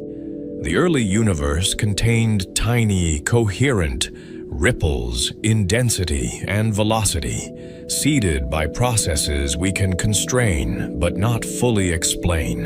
Those ripples were imprinted as temperature and polarization anisotropies in the CMB, preserving a statistical portrait of the primordial state. Gravity then amplified the ripples into the large-scale structure we observe today, with dark matter guiding the growth and baryons painting it with light. The afterglow is the bridge between a smooth beginning and a structured present. This is the bridge from near nothingness to architecture, and the bridge is built from micro-Kelvin differences. The CMB shows a universe that is almost featureless, but not perfectly so, and that not perfectly carries everything. The imperfections are small enough to look accidental, yet structured enough to be physical, and they repeat across the sky with measurable regularity. They are the seeds that later become filaments, galaxies, and the environments where planets can form. When the camera lingers on the map, it is lingering on the origin of all later complexity. The chapter returns to the documentary's central question with a sharper statement, and the statement is both satisfying and incomplete. Galaxies form because gravity amplifies primordial differences, and the CMB measures those differences directly with extraordinary fidelity. Our models explain much of the growth from seed to web, given dark matter and known physics, and they predict patterns we later confirm in surveys. The remaining mystery is why the seeds had their specific pattern, and what physics set the first conditions behind the observable curtain. The afterglow answers many questions while keeping the deepest one alive. We end by stepping forward in time, beyond the afterglow, into an era that is visually empty but dynamically busy. After decoupling, the universe becomes dark to our eyes because stars have not ignited yet, and there are no bright beacons. The CMB continues traveling, cooling as space expands, its wavelengths stretching while it quietly fills the cosmos. Meanwhile, matter begins to gather in the dark, guided by gravitational wells that deepen and merge. In that darkness, the first structures start to form, and the next chapter follows their first light.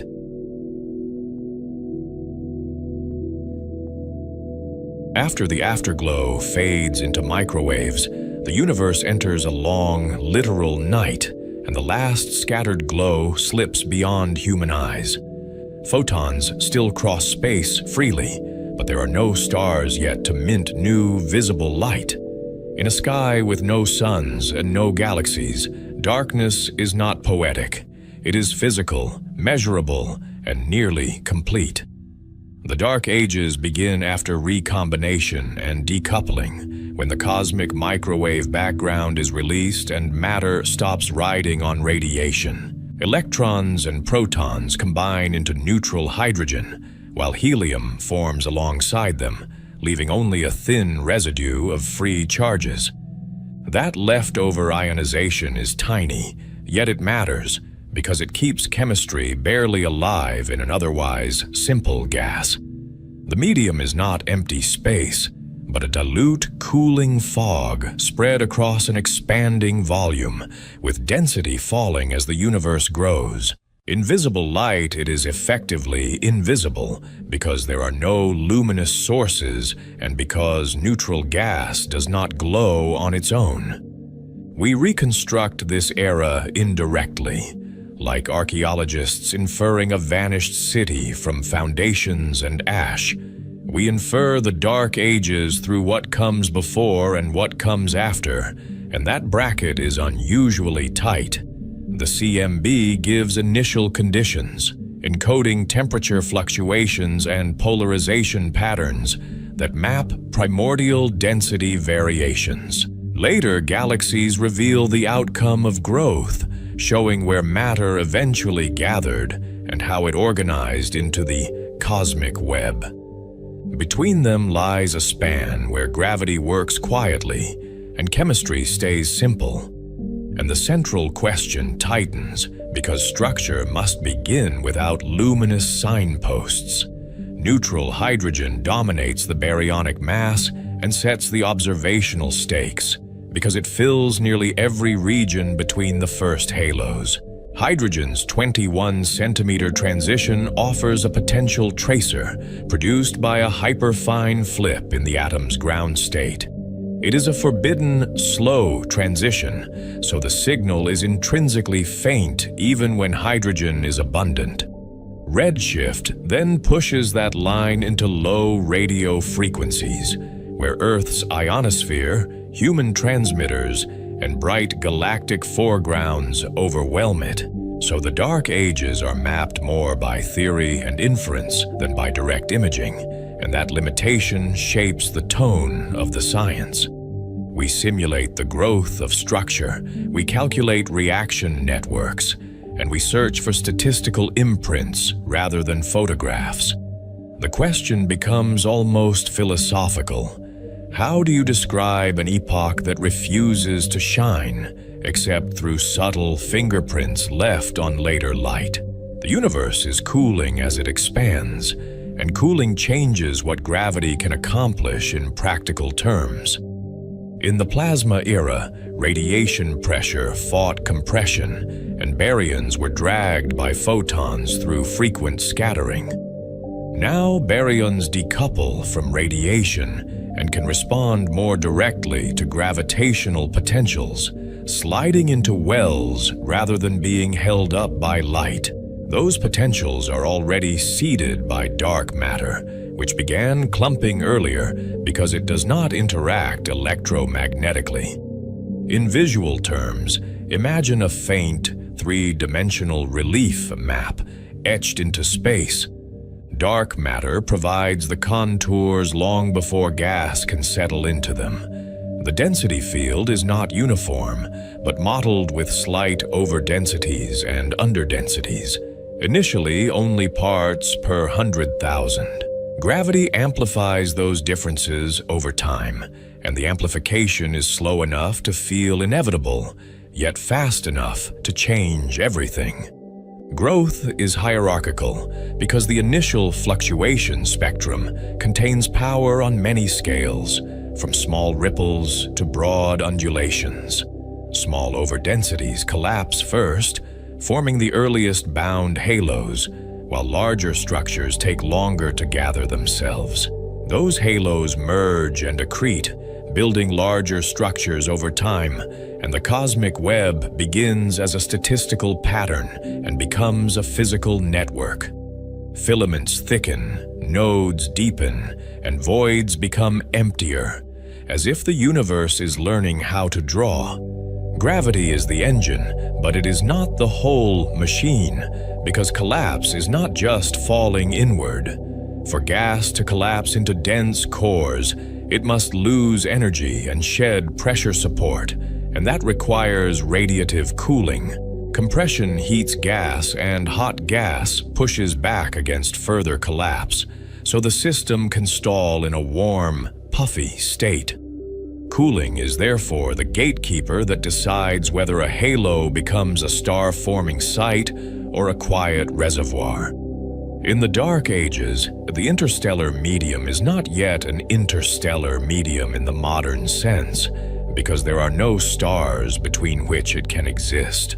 There are no stellar winds, no supernova shocks, and no metal enrichment, and there is no dust to catalyze chemistry efficiently.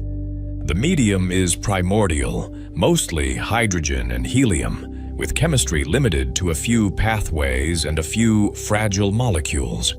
Its temperature and ionization state are set by expansion, by weak background radiation, and by the faint afterglow of the CMB itself.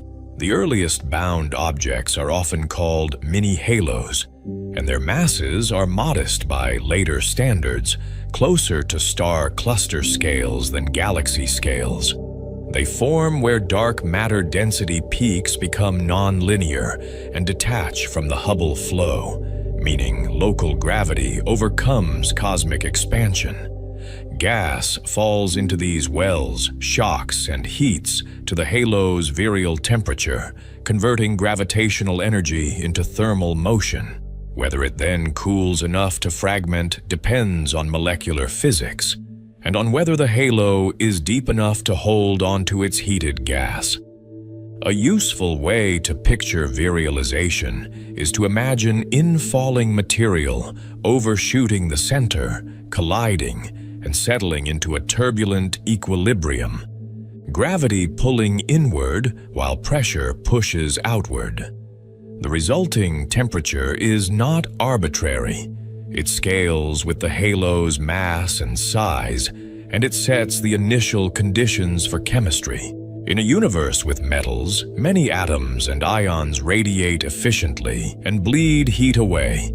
But here the periodic table is still almost empty. That absence forces the first star formation problem into a narrow channel. Atomic hydrogen cooling is effective only above certain temperatures because its line transitions require excitation energies that low-temperature gas cannot easily reach. The Lyman alpha transition, for example, is powerful but demands relatively hot gas to populate excited states. With no metals to provide abundant line cooling, the gas can stall at relatively warm temperatures, hovering far above what later molecular clouds achieve. The first collapse, therefore, depends on molecules that can radiate at lower energies, even if they exist only in trace amounts. Molecular hydrogen is the crucial early coolant, even when its abundance is tiny compared with neutral hydrogen. It forms through gas phase reactions, enabled by residual electrons left from recombination, which act like chemical matchsticks in a cold room. One pathway uses H- as an intermediate. An electron attaches to hydrogen, then a second hydrogen atom joins, and the electron is released. Another pathway uses H2+ with similar dependence on local conditions, and both routes depend sensitively on temperature and density.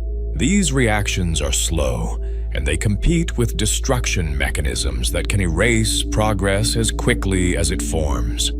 Collisions can dissociate molecules in hot gas, while photons can break them apart once sources appear, especially in the Lyman-Werner bands.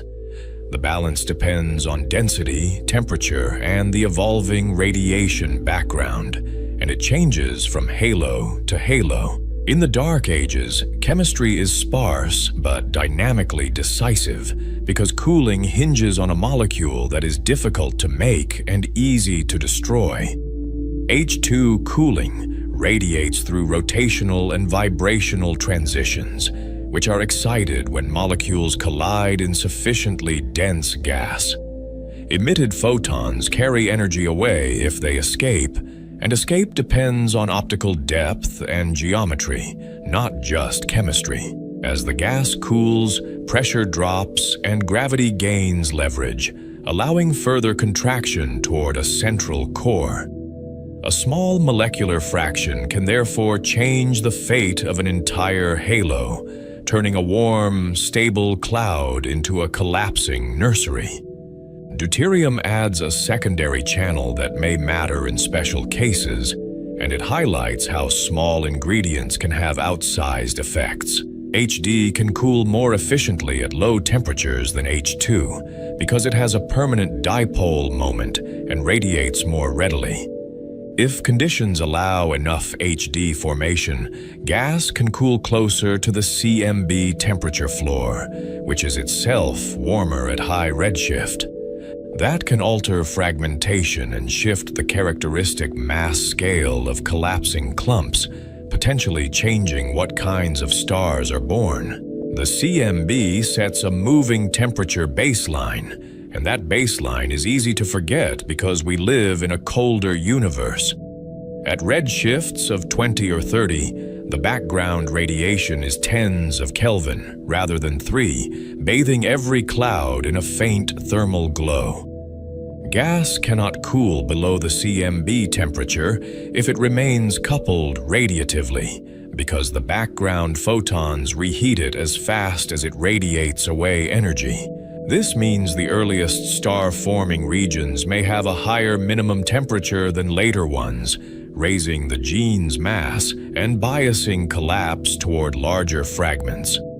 Another subtle ingredient enters here, and it is easy to underestimate because it sounds like a technical footnote.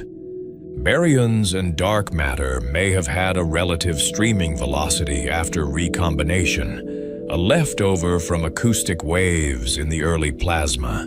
That coherent motion can reduce gas accretion into small halos, smear out density peaks, and delay the first collapse in some regions. It is a reminder that gravity pulls is true, but initial conditions include velocity as well as density, and the universe remembers both. As halos grow, angular momentum becomes unavoidable because infall is never perfectly radial in a lumpy universe. Small torques from neighboring structures accumulate into rotation, and rotation can support a disk that slows direct collapse. The gas may spiral inward rather than plunge, and that spiral must shed angular momentum if it is to reach stellar densities. To form a star, the system must transport angular momentum outward, while mass moves inward, and that transport can be driven by turbulence, gravitational instabilities, or magnetic stresses. This is where magnetic fields become a possible actor, even if their origin is uncertain and their early strength is hard to measure. The early universe may have had tiny primordial seed fields, perhaps generated during phase transitions or inflation, or fields generated later by plasma processes and shocks.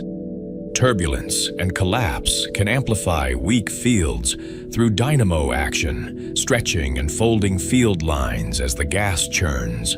Even modest fields can influence how disks evolve and how they fragment, because magnetism couples to charged particles and can transmit stresses across otherwise neutral gas. Magnetic stresses can move angular momentum through magnetorotational instabilities in rotating gas, turning differential rotation into turbulence that acts like an effective viscosity. They can also couple gas to outflows, enabling jets that remove angular momentum and energy, and jets are an efficient escape valve in later star formation. In modern star-forming regions, these processes are central, but in the primordial case, they remain debated because ionization is low and the field geometry is unknown. The uncertainty is not whether magnetism exists, but how strong and organized it becomes early, and whether it has time to matter before collapse runs away. Magnetic fields also interact with ionization fraction, which is low in neutral gas, and coupling depends on how well-charged particles drag the neutrals. Ambipolar diffusion can let neutrals slip past field lines, weakening magnetic braking and changing how quickly disks can shed angular momentum. Ohmic dissipation and the Hall effect may also enter at high densities, altering the magnetic topology as the core contracts. The effectiveness of magnetism, therefore, depends on microphysical details that are hard to measure directly, and that uncertainty echoes through every prediction of the first stellar masses. Despite these uncertainties, the narrative logic is clear, and it is remarkably consistent across models. Gravity gathers matter into halos, cooling lets gas contract, and angular momentum must be redistributed before a compact object can form. The first stars appear when a collapsing core becomes dense and hot enough for nuclear fusion, igniting hydrogen into helium and releasing sustained energy. That ignition is a phase change in cosmic history because it introduces durable light sources where there had been only fading afterglow. The first stars are often grouped under the label Population 3, a term that carries historical weight from mid-20th century stellar population studies. The naming is backward. Population 1 are young, metal-rich stars like the Sun, while Population 2 are older and metal-poor. So Population 3 became the hypothetical pristine first generation. The term is conceptual, marking stars formed from primordial composition with no metals, and it frames a simple question. What does star formation look like when the universe has only hydrogen and helium to work with? Without metal line cooling and dust, fragmentation is less efficient because the gas cannot radiate away heat as readily during collapse. Dust grains in later epochs act as tiny radiators and chemical factories, but here they do not exist, and the gas remains comparatively warm. The typical stellar mass is therefore expected to be higher than in later populations, not by a small factor, but potentially by orders of magnitude. Yet the expectation is probabilistic, not absolute, and the early universe rarely rewards certainty.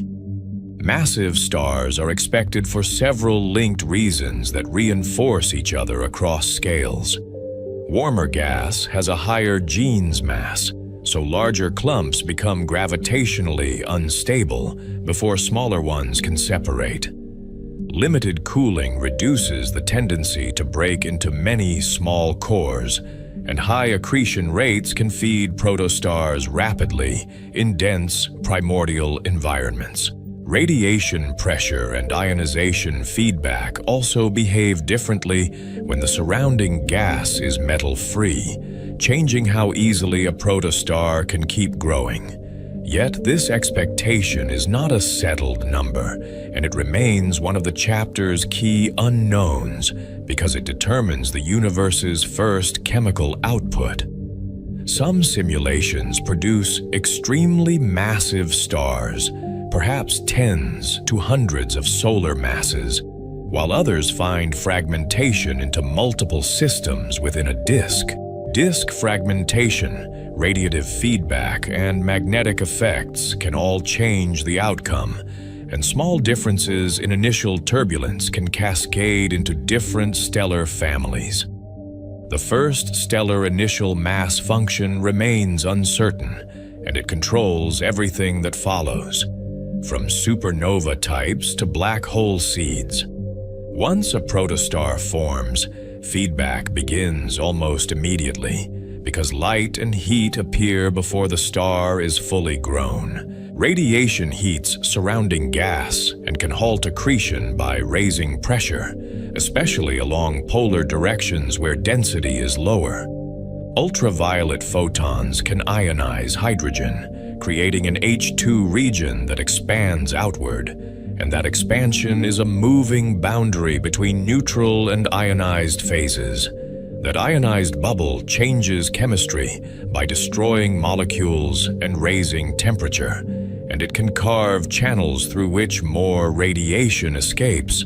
The first stars also emit Lyman, Werner photons that dissociate H2, cutting the very coolant that enabled collapse in the first place. This can suppress cooling in nearby halos and delay additional star formation, especially in the smallest potential wells.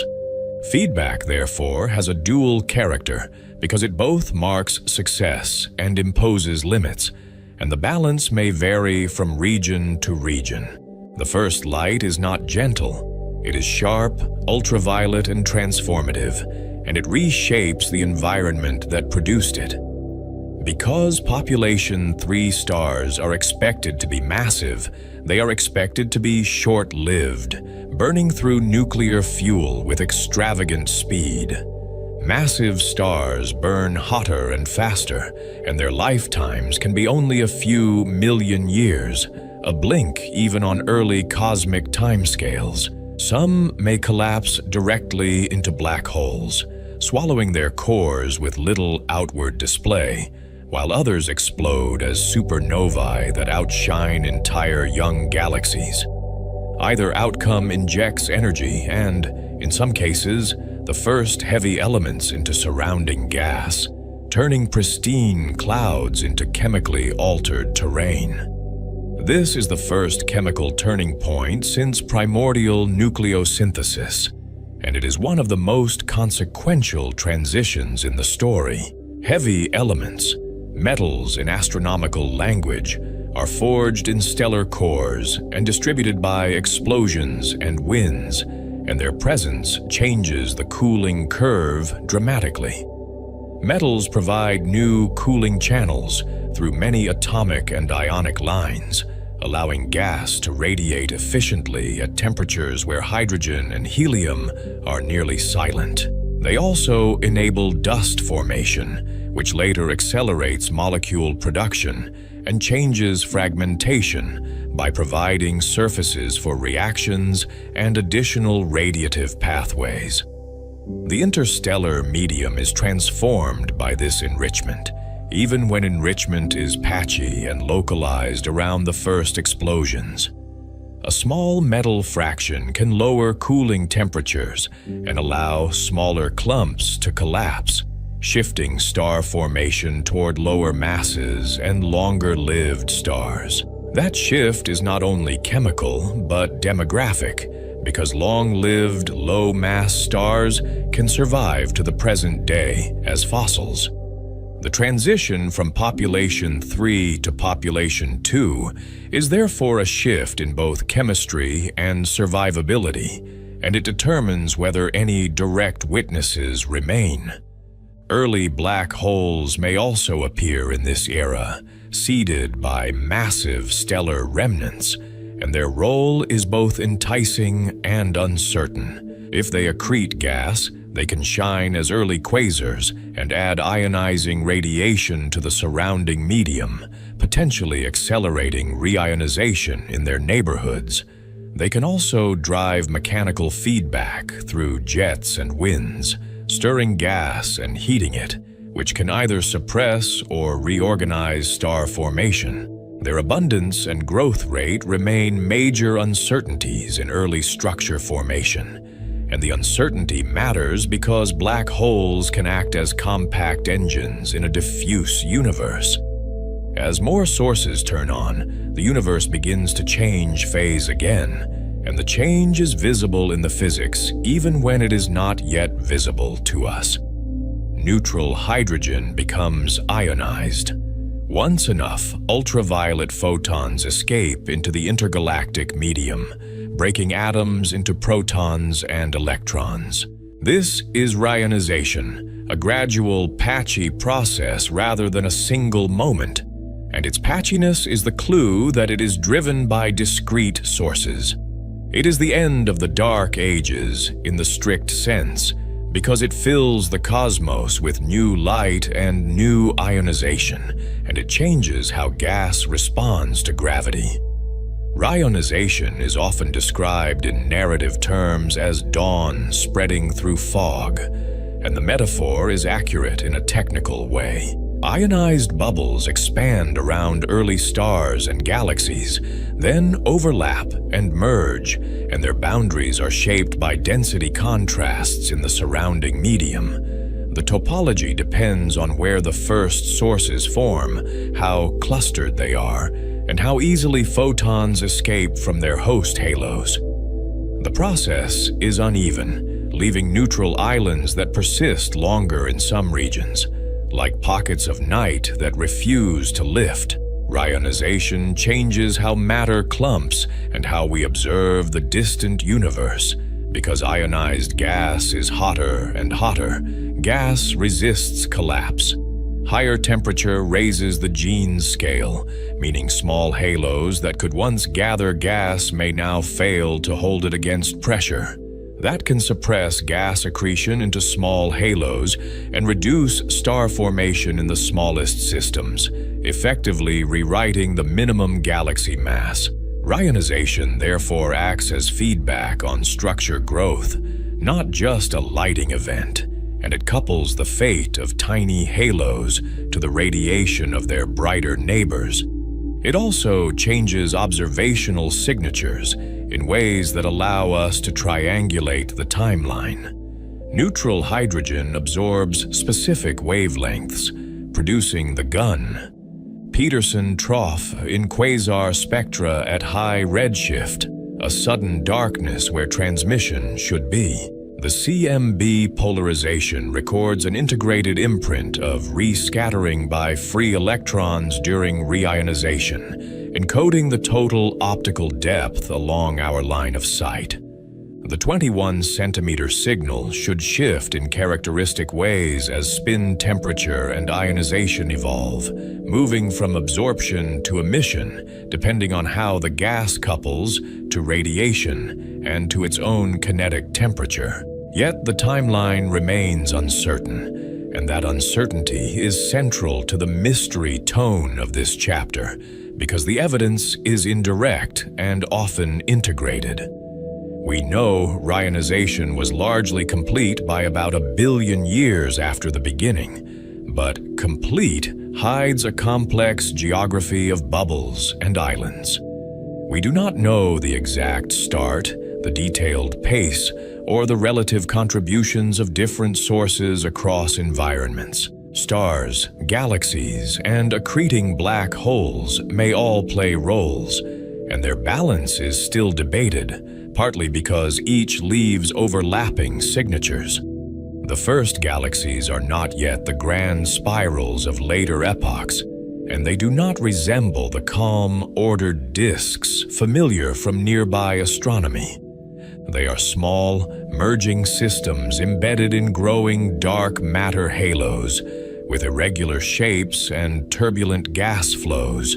Their star formation is bursty, regulated by feedback and by gas supply, and bursts can be followed by quiet intervals when gas is heated or expelled.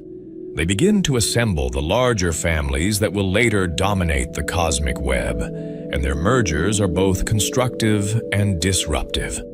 Hierarchical growth continues as a background rule, and it ties the smallest scales to the largest architecture. Halos merge into larger halos, and baryons follow the gravitational bookkeeping, settling where the potential is deepest. Gas streams along filaments, feeding nodes where galaxies grow, and those streams can shock and heat as they collide. In this framework, the first stars are not isolated miracles, but early steps in a larger assembly line, and the assembly line is the cosmic web itself. Still, several unknowns remain stubborn, and they connect directly to the central question that runs beneath the narration. When exactly did the first stars ignite, and how quickly did they multiply once the first one succeeded?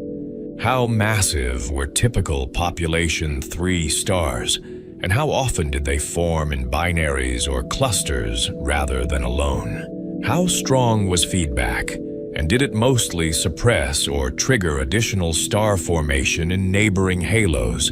And on what timescales did those effects propagate? Magnetic fields add another layer of uncertainty that is hard to constrain observationally because their signatures are subtle at high redshift. Were primordial fields strong enough to matter, or did amplification require later turbulence, driven by accretion and mergers? Did magnetically driven jets exist in the first protostars, and did they regulate accretion by clearing polar cavities?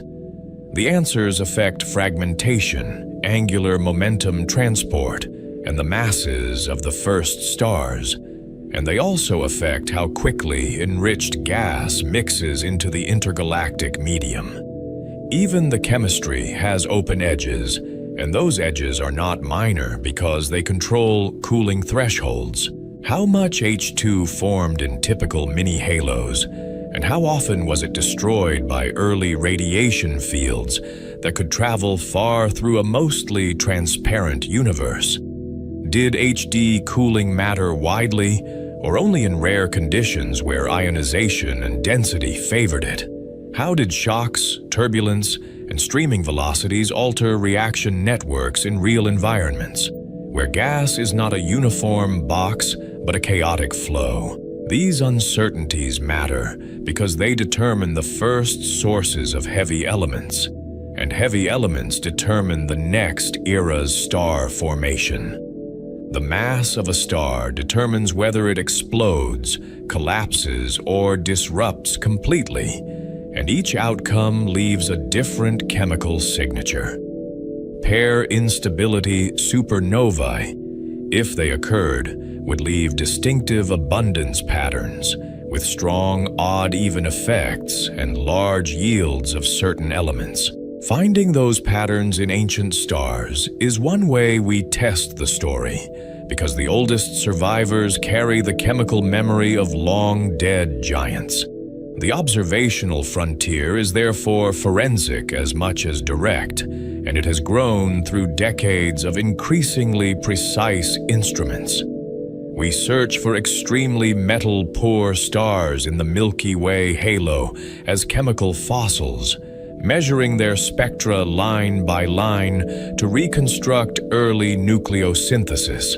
We use deep field surveys to find galaxies near the Rionization era and infer their star formation from faint, red-shifted ultraviolet light.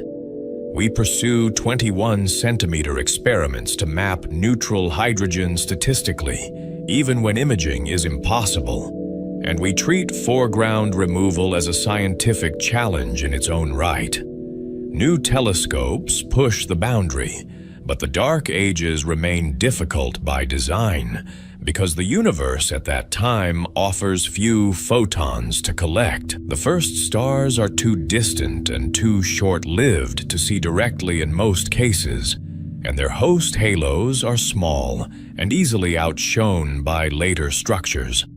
Their light is absorbed and redshifted, and much of the evidence arrives as integrated effects that demand careful modeling.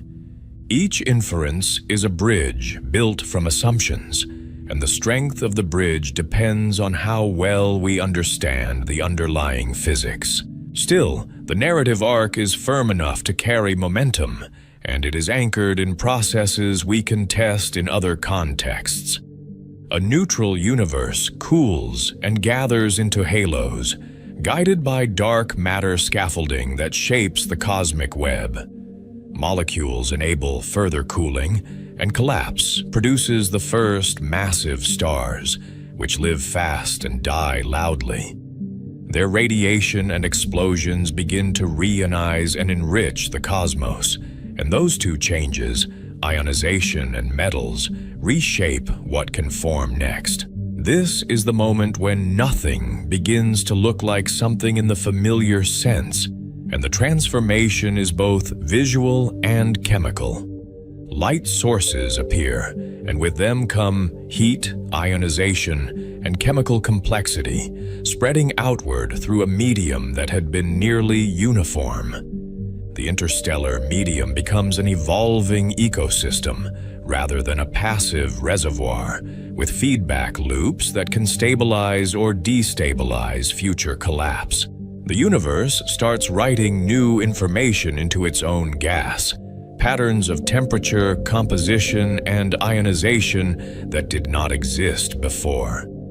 The chapter returns to the documentary's central question without resolving it, because the first generation is where small-scale physics meets cosmic consequence. We can explain how gravity amplifies seeds and how cooling opens the path to stars, and we can simulate plausible histories. We cannot yet fully explain the detailed first generation because feedback, magnetism, and small-scale chemistry remain uncertain, and because the relevant objects are faint and brief. The first light is both a solution and a new set of puzzles, and the puzzles are the price of a universe that begins in darkness. We end by stepping from isolated ignition to collective architecture, because once stars exist, they rarely remain solitary for long. Once stars exist, they forge heavy elements and seed future cooling pathways, and those pathways allow new kinds of clouds to collapse. They assemble into galaxies that merge, grow, and trace the cosmic web's filaments, turning statistical fluctuations into visible structure. The long night breaks, and the next chapter follows the rise of early galaxies as structured families of light emerging from the last shadows of the Dark Ages.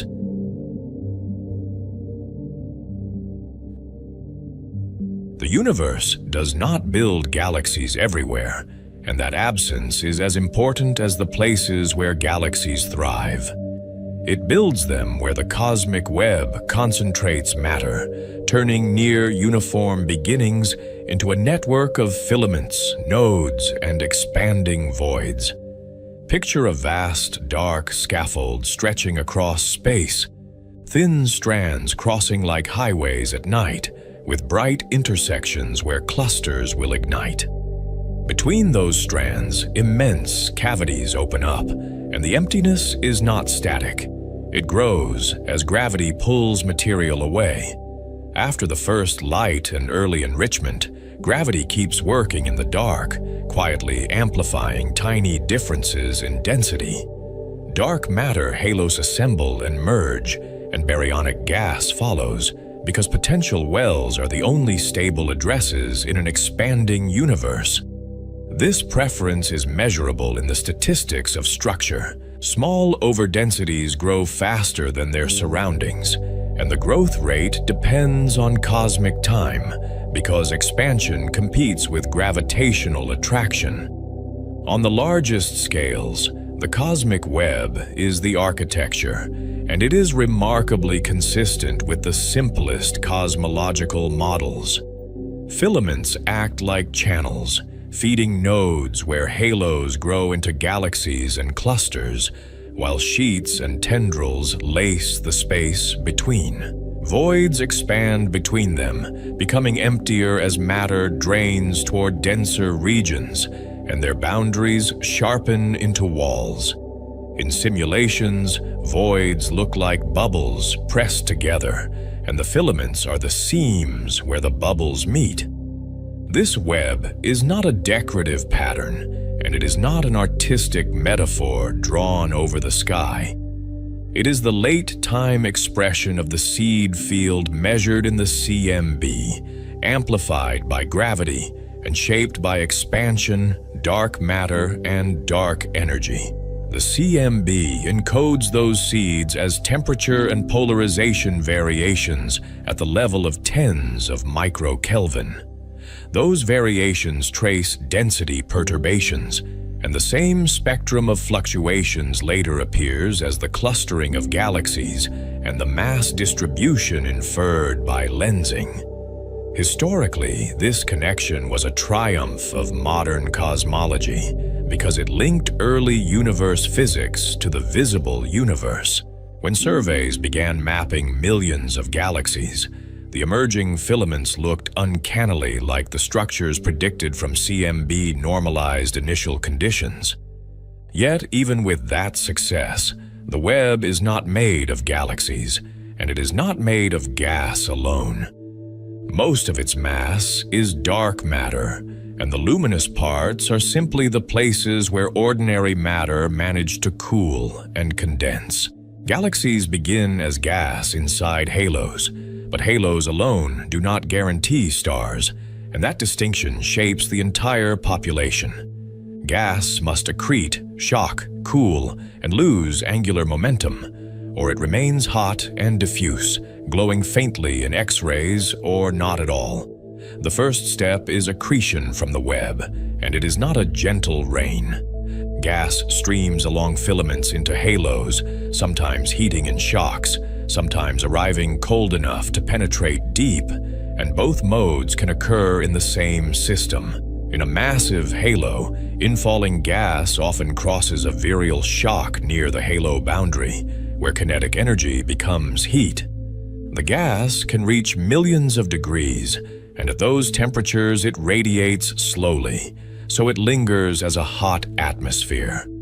In lower mass halos, or at earlier cosmic times when densities were higher, cold streams can survive longer. They thread through the hot medium like rivers through fog, delivering fuel directly to the inner regions where star formation can ignite. The balance depends on halo mass, redshift, and environment, and it also depends on how violently the halo has been stirred. A quiet halo can maintain coherent inflow, while a disturbed halo can shred streams through turbulence and mixing. Cooling is the gatekeeper that turns inflow into collapse, and it is a microscopic process with macroscopic consequences. Hydrogen and helium lines matter early, then metals and dust dominate once stars enrich the gas, and the cooling curve changes shape as chemistry becomes richer. At around 10,000 Kelvin, atomic hydrogen line cooling becomes efficient, allowing gas to shed energy rapidly. Below that, cooling can stall unless molecules or metals provide additional channels, which is why early star formation depends on the first sources of enrichment. Metals radiate through many fine structure and rotational transitions, and even trace amounts can matter. Dust grains add another pathway, because they absorb energy in collisions and re-radiate it in the infrared, quietly draining heat from dense regions. Cooling changes pressure support, fragmentation, and the pace of star formation, because colder gas has a smaller Jeans mass. In plain terms, when gas cools, it can break into smaller clumps, and those clumps can become the seeds of stellar clusters. As gas cools, rotation becomes unavoidable, and it is a consequence of cosmic geometry as much as local motion. Tidal torques from the web and nearby structures give halos angular momentum, and in falling gas settles into disks when it cannot fall straight in. Even a tiny sideways drift becomes important as collapse proceeds, because angular momentum is conserved unless it is transported. What begins as a subtle twist on megaparsec scales becomes a rotating disk on kiloparsec scales, and the disk's orientation remembers its accretion history. Disk formation is a compromise between gravity and angular momentum, and the compromise is never perfectly stable. Gas circulates in a flattened structure, then must transport angular momentum outward so mass can reach dense star-forming regions, and that transport is a central problem. Turbulence, gravitational instabilities, and magnetic stresses all help move angular momentum, and they do so in different regimes. Bars and spiral patterns can redistribute mass, while clumps migrate inward and build central concentrations, and the disk slowly rearranges itself. In a gas-rich disk, self-gravity can drive the tomb ray instability, breaking the disk into massive star-forming clumps. Those clumps interact, lose orbital energy, and drift inward, and the migration can build a bulge without a major merger. Magnetic fields add a quieter influence through magnetorotational and other instabilities, which can tap differential rotation. Even when the magnetic energy is small compared to gravity, magnetic tension can couple regions of the disk and alter how turbulence cascades. Mergers complicate every step, and they are not rare accidents in a hierarchical universe. Halos merge because hierarchical growth is built into the initial spectrum, and galaxies merge because they ride inside those halos, sometimes arriving with their own gas reservoirs. Some mergers are gentle, some are violent, and both leave long-term signatures that observers can still read. Tidal tails arc outward like luminous ribbons, stellar streams wrap around halos, and faint shells mark past collisions that ended long ago. Major mergers can destroy ordered disks and build spheroids because violent relaxation scrambles stellar orbits. They can also trigger starbursts by driving gas inward, compressing it rapidly, and feeding central black holes, which then respond with their own energy output. During a starburst, the star formation rate can jump by orders of magnitude for a short time, and the galaxy's light becomes dominated by young, massive stars. Dust often thickens in the same period, so the burst can glow brightest in infrared wavelengths, hidden from optical view. Minor mergers and repeated accretion can thicken disks, build stellar halos, and seed warps that persist for billions of years. They can also deliver fresh gas that restarts star formation after quiet periods, and they can perturb spiral structure without fully destroying it. Across these pathways, gravity is the organizer at every scale, but it is not the only actor. It assembles halos from the web, shapes disks through rotation and instabilities, and builds bulges through mergers and inward migration, while feedback and cooling decide what becomes visible. Within a forming galaxy, the interstellar medium becomes the decisive arena because it is where gas turns into stars. It is not a uniform gas reservoir, but a multi-phase system with its own cycles, thresholds, and memory, and its structure can change faster than the galaxy's orbit. The interstellar medium behaves like a weather system, and the analogy is more than poetic. Cold molecular clouds form stars, warm neutral gas fills much of the disk, and hot ionized bubbles expand after supernova and stellar winds, creating pressure fronts and cavities. In visuals, the ISM is a layered landscape, dark lanes of dust cutting across starlight, glowing nebulae outlining ionized regions, and faint, diffuse halos of hot gas rising above the disk. The galaxy's calm appearance hides constant motion, like an ocean seen from orbit. Cold molecular gas is dense and shielded, and it is where gravity can finally win on small scales.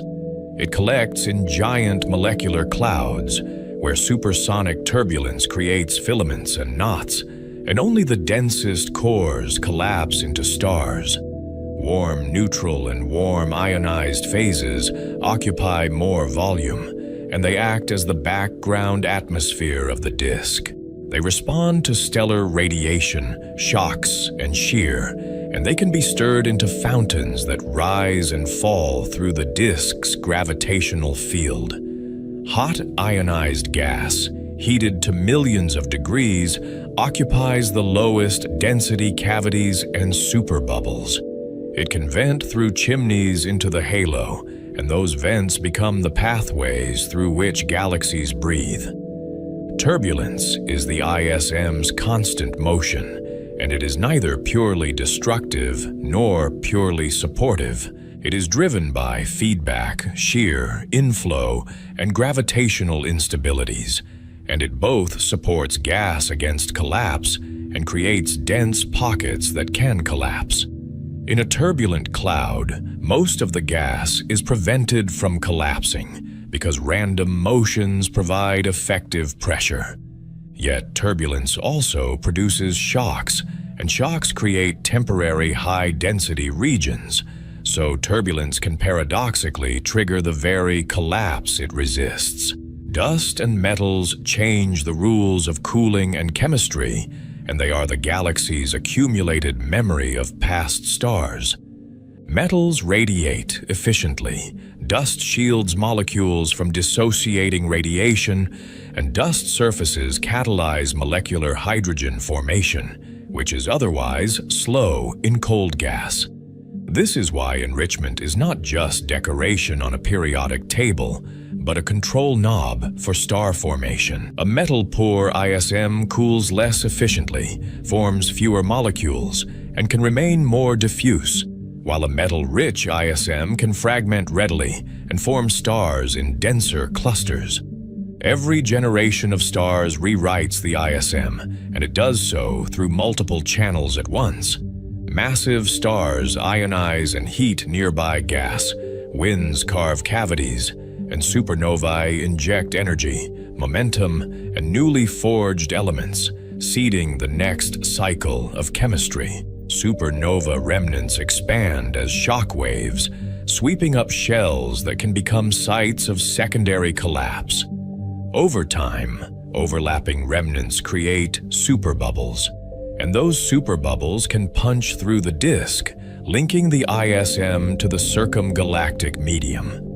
Feedback is therefore not an afterthought, and it is not merely a correction in a model. It regulates star formation by preventing runaway collapse, but it can also trigger collapse by compressing shells and driving converging flows, which is why its net effect can be subtle.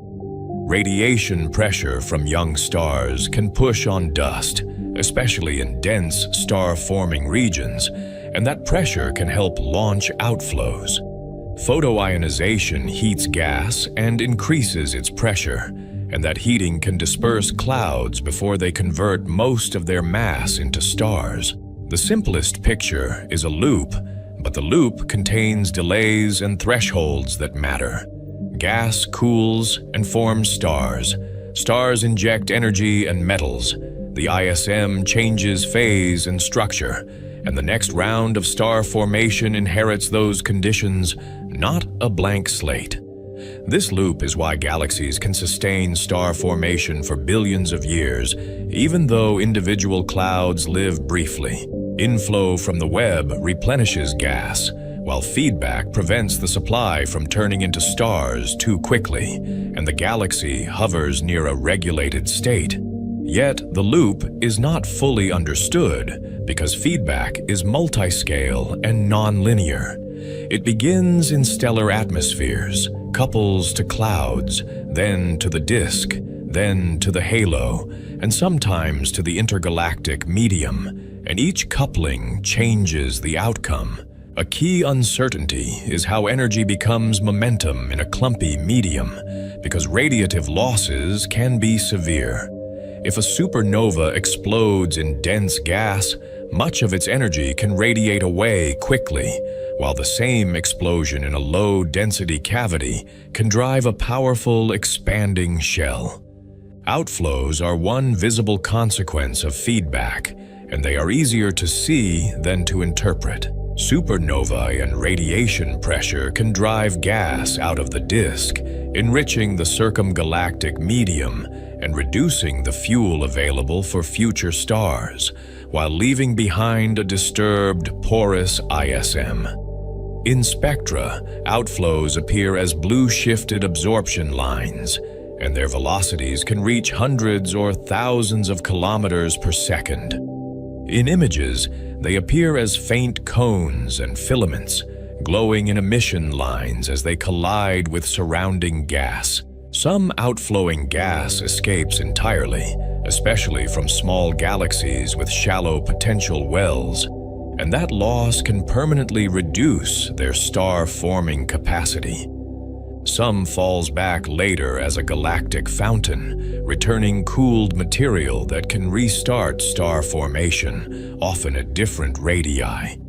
Black holes add another feedback channel, and their influence can be disproportionate to their mass. Accretion onto central black holes can launch jets and winds, heating halo gas and potentially preventing it from cooling back onto the galaxy, even when star formation is otherwise ready to resume. Jets can inflate cavities in hot gas, visible as bubbles in X-ray images of galaxy groups and clusters. Those cavities show that mechanical energy can be deposited far from the black hole, and they hint at how a small engine can affect a vast reservoir. This is one proposed route to quenching, and it is a central theme in galaxy evolution. A galaxy can stop forming stars if its gas is removed, heated, stabilized, or prevented from accreting, even while its stellar mass remains and its structure continues to evolve. Quenching is common, but its causes vary, and the same endpoint can hide different histories. Dense environments can strip gas through ram pressure, mergers can exhaust or heat gas, and massive halos can maintain hot atmospheres that cool slowly, starving the disk over time. In clusters, galaxies move through an intra-cluster medium, like ships through a dense sea, and the pressure can peel gas away.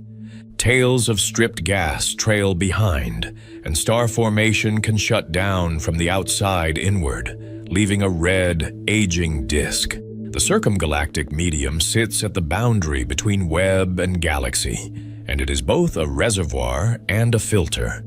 It stores inflowing and outflowing gas, mixes metals, and mediates how efficiently a galaxy can keep forming stars because it sets the conditions at the disk's edge. The CGM is tenuous and hard to image directly.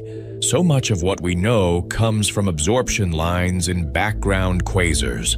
Those lines reveal multiple phases, from cool, metal-bearing clouds to warm, hot, ionized gas, and they show that halos are dynamic, not static.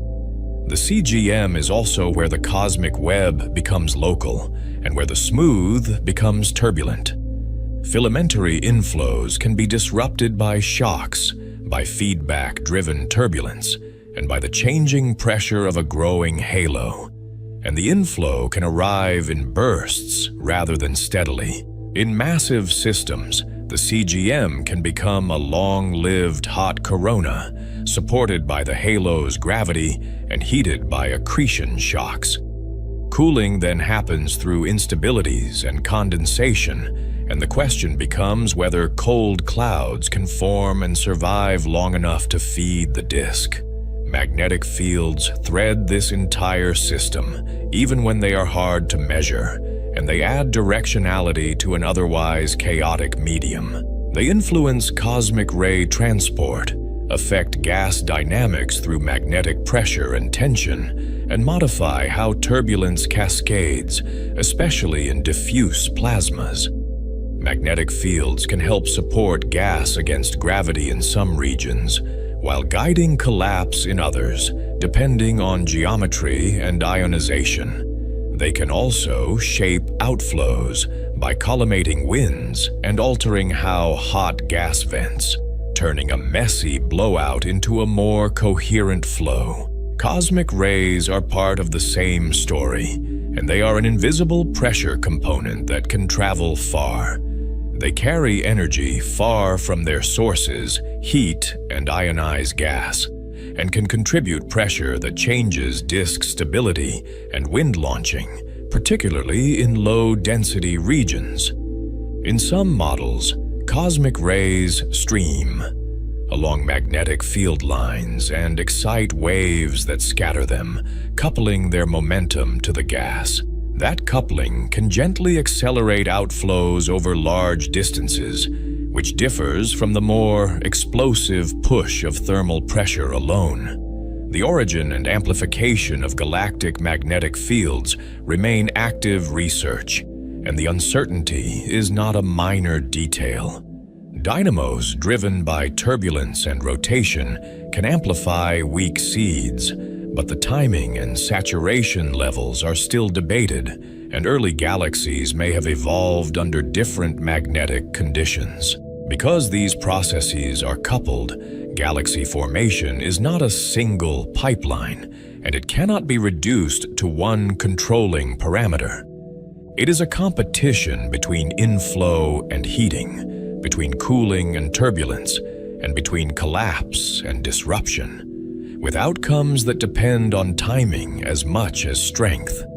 Despite that complexity, galaxies obey tight scaling relations, and the regularity is almost unsettling.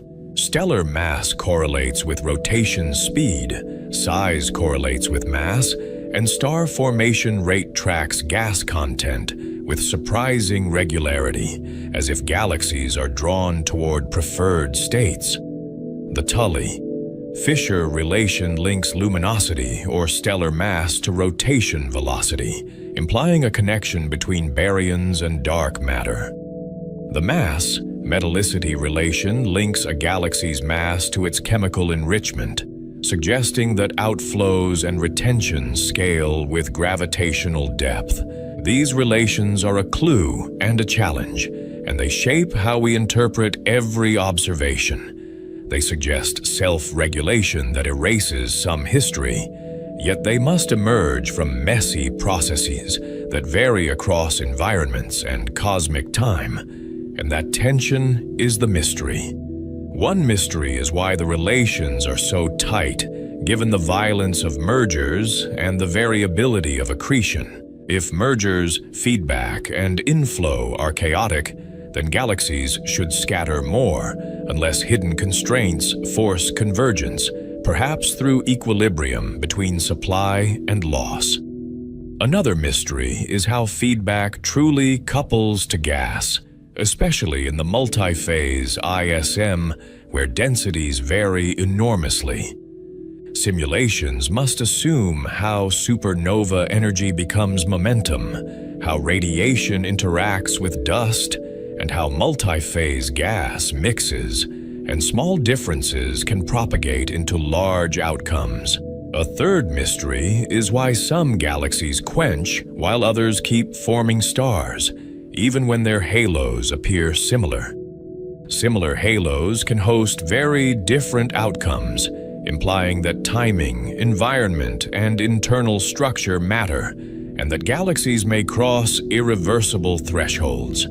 Unseen components may shape these pathways, and they remind us that our inventory is incomplete.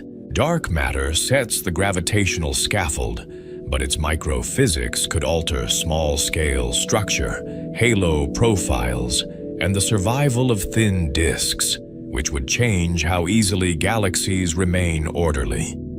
If dark matter is colder or warmer, more self-interacting or more granular, the number of small halos and the density of central regions can change. Those changes would ripple into merger rates, disk heating, and the resilience of dwarf galaxies, which are sensitive probes of the underlying physics. Dark energy changes the late-time growth of structure, and its influence is subtle but pervasive. As acceleration strengthens, the web's growth slows, inflow rates decline, and the universe becomes less efficient at building new galaxies, leaving existing systems to evolve more internally. Even the cosmological tensions echo here, because they touch the timeline of structure formation. If the Hubble tension or clustering tension reflects new physics, then the timing and efficiency of halo growth could shift, changing galaxy histories and the balance between early and late assembly. We reconstruct this story by combining observation and theory, and the partnership is essential. Observations provide snapshots across redshift, while theory supplies causal links that turn snapshots into an evolutionary sequence, and the two must be reconciled again and again. Deep field imaging reveals galaxies when the universe was young, and the images are time machines in plain sight. It shows that early galaxies are small, irregular, and rapidly evolving, consistent with frequent mergers and intense feedback, and their light is often clumpy and asymmetric. In those deep fields, the sky becomes crowded with faint smudges, each one a distant system seen in an earlier phase. Some appear as chains of bright knots, others as compact cores, and the variety hints at how quickly morphology can change during assembly. Spectroscopy adds the missing dimensions, and it turns pictures into physical diagnostics. Redshifts place galaxies in time, emission lines trace star formation and gas conditions, and absorption lines probe the CGM and intergalactic medium, revealing gas that would otherwise be invisible. Emission line ratios can indicate temperature, density, and ionization state, and they can reveal the presence of shocks or hard radiation fields. Line widths and velocity shifts can map rotation and turbulence, showing whether a galaxy is a settled disk or a disturbed merger. Gravitational lensing extends our reach, and it uses gravity as a natural telescope. It magnifies distant galaxies, maps dark matter in clusters, and measures halo masses without relying on light, which is crucial when baryons are faint or missing. Strong lensing can stretch a distant galaxy into arcs and rings, turning a tiny source into a resolved structure. Weak lensing, more subtle, statistically distorts background shapes, and from that distortion we infer the distribution of mass across the cosmic web. The 21-centimeter frontier promises a different view, one that follows neutral hydrogen directly. Mapping neutral hydrogen statistically could trace the web's gas supply, the growth of structure, and the transition from diffuse gas to galaxies, especially across the era when the first galaxies transformed their surroundings. Even without resolving individual galaxies, intensity mapping can reveal large-scale patterns in hydrogen emission. Those patterns can be cross-correlated with galaxy surveys, offering a way to connect the luminous population to the underlying gas reservoir that feeds it.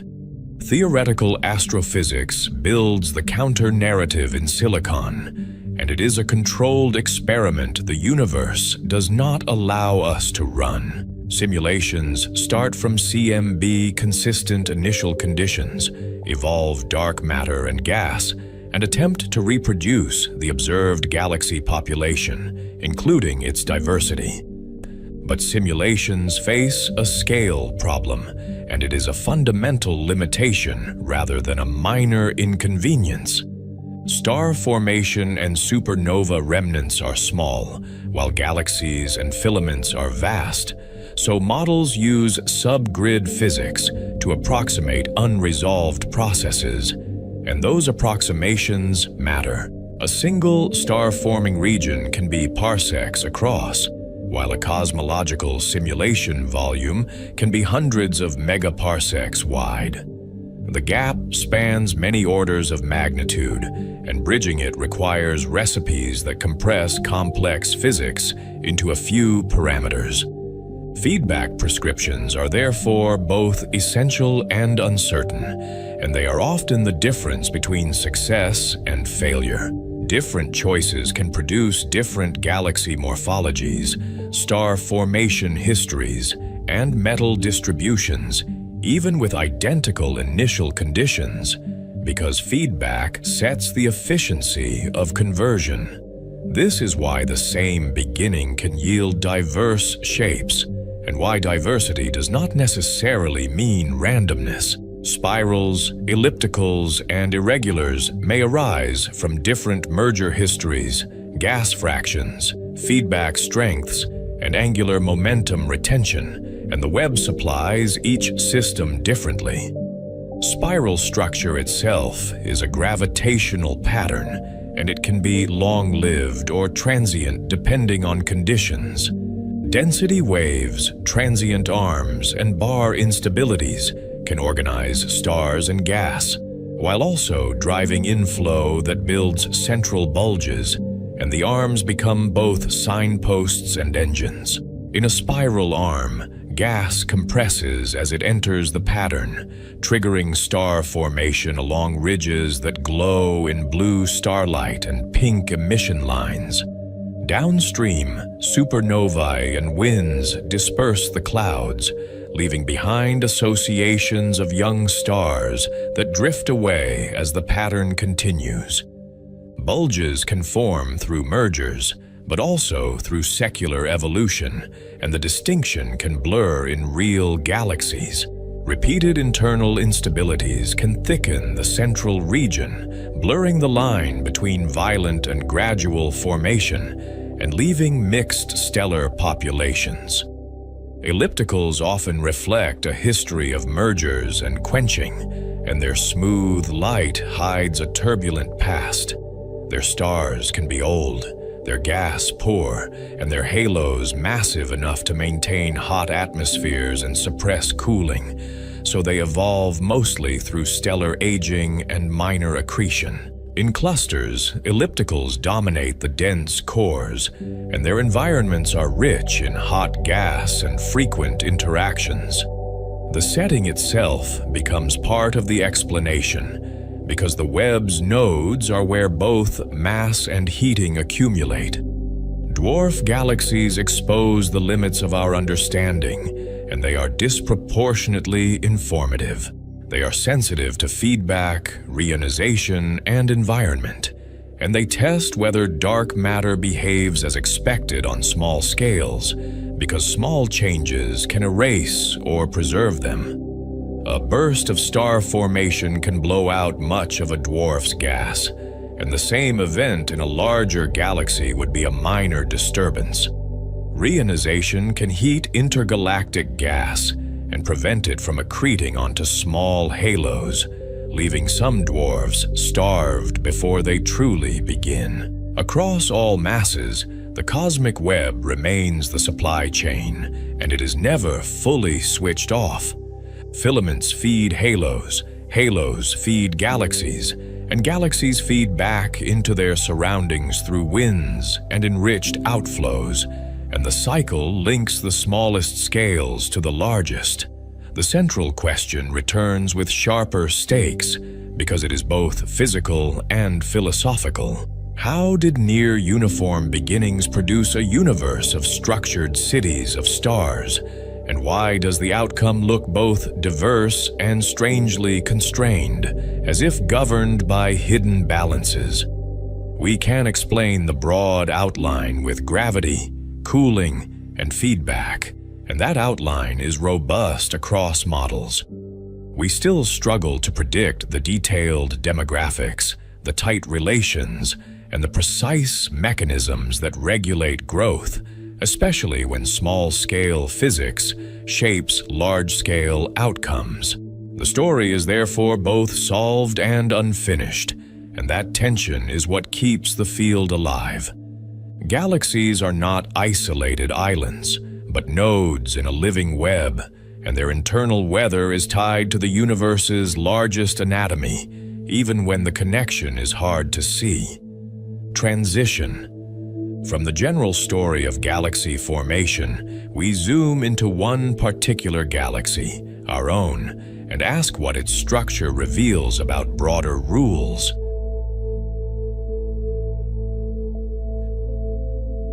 We zoom into one galaxy to test the universe's rules against a familiar sky, and the view tightens until the Milky Way fills the frame. The Milky Way is not a special exception, yet it is our only close laboratory, where we can count stars one by one. From outside, it would look like a barred spiral, a luminous pinwheel with dusty lanes stitched across its arms.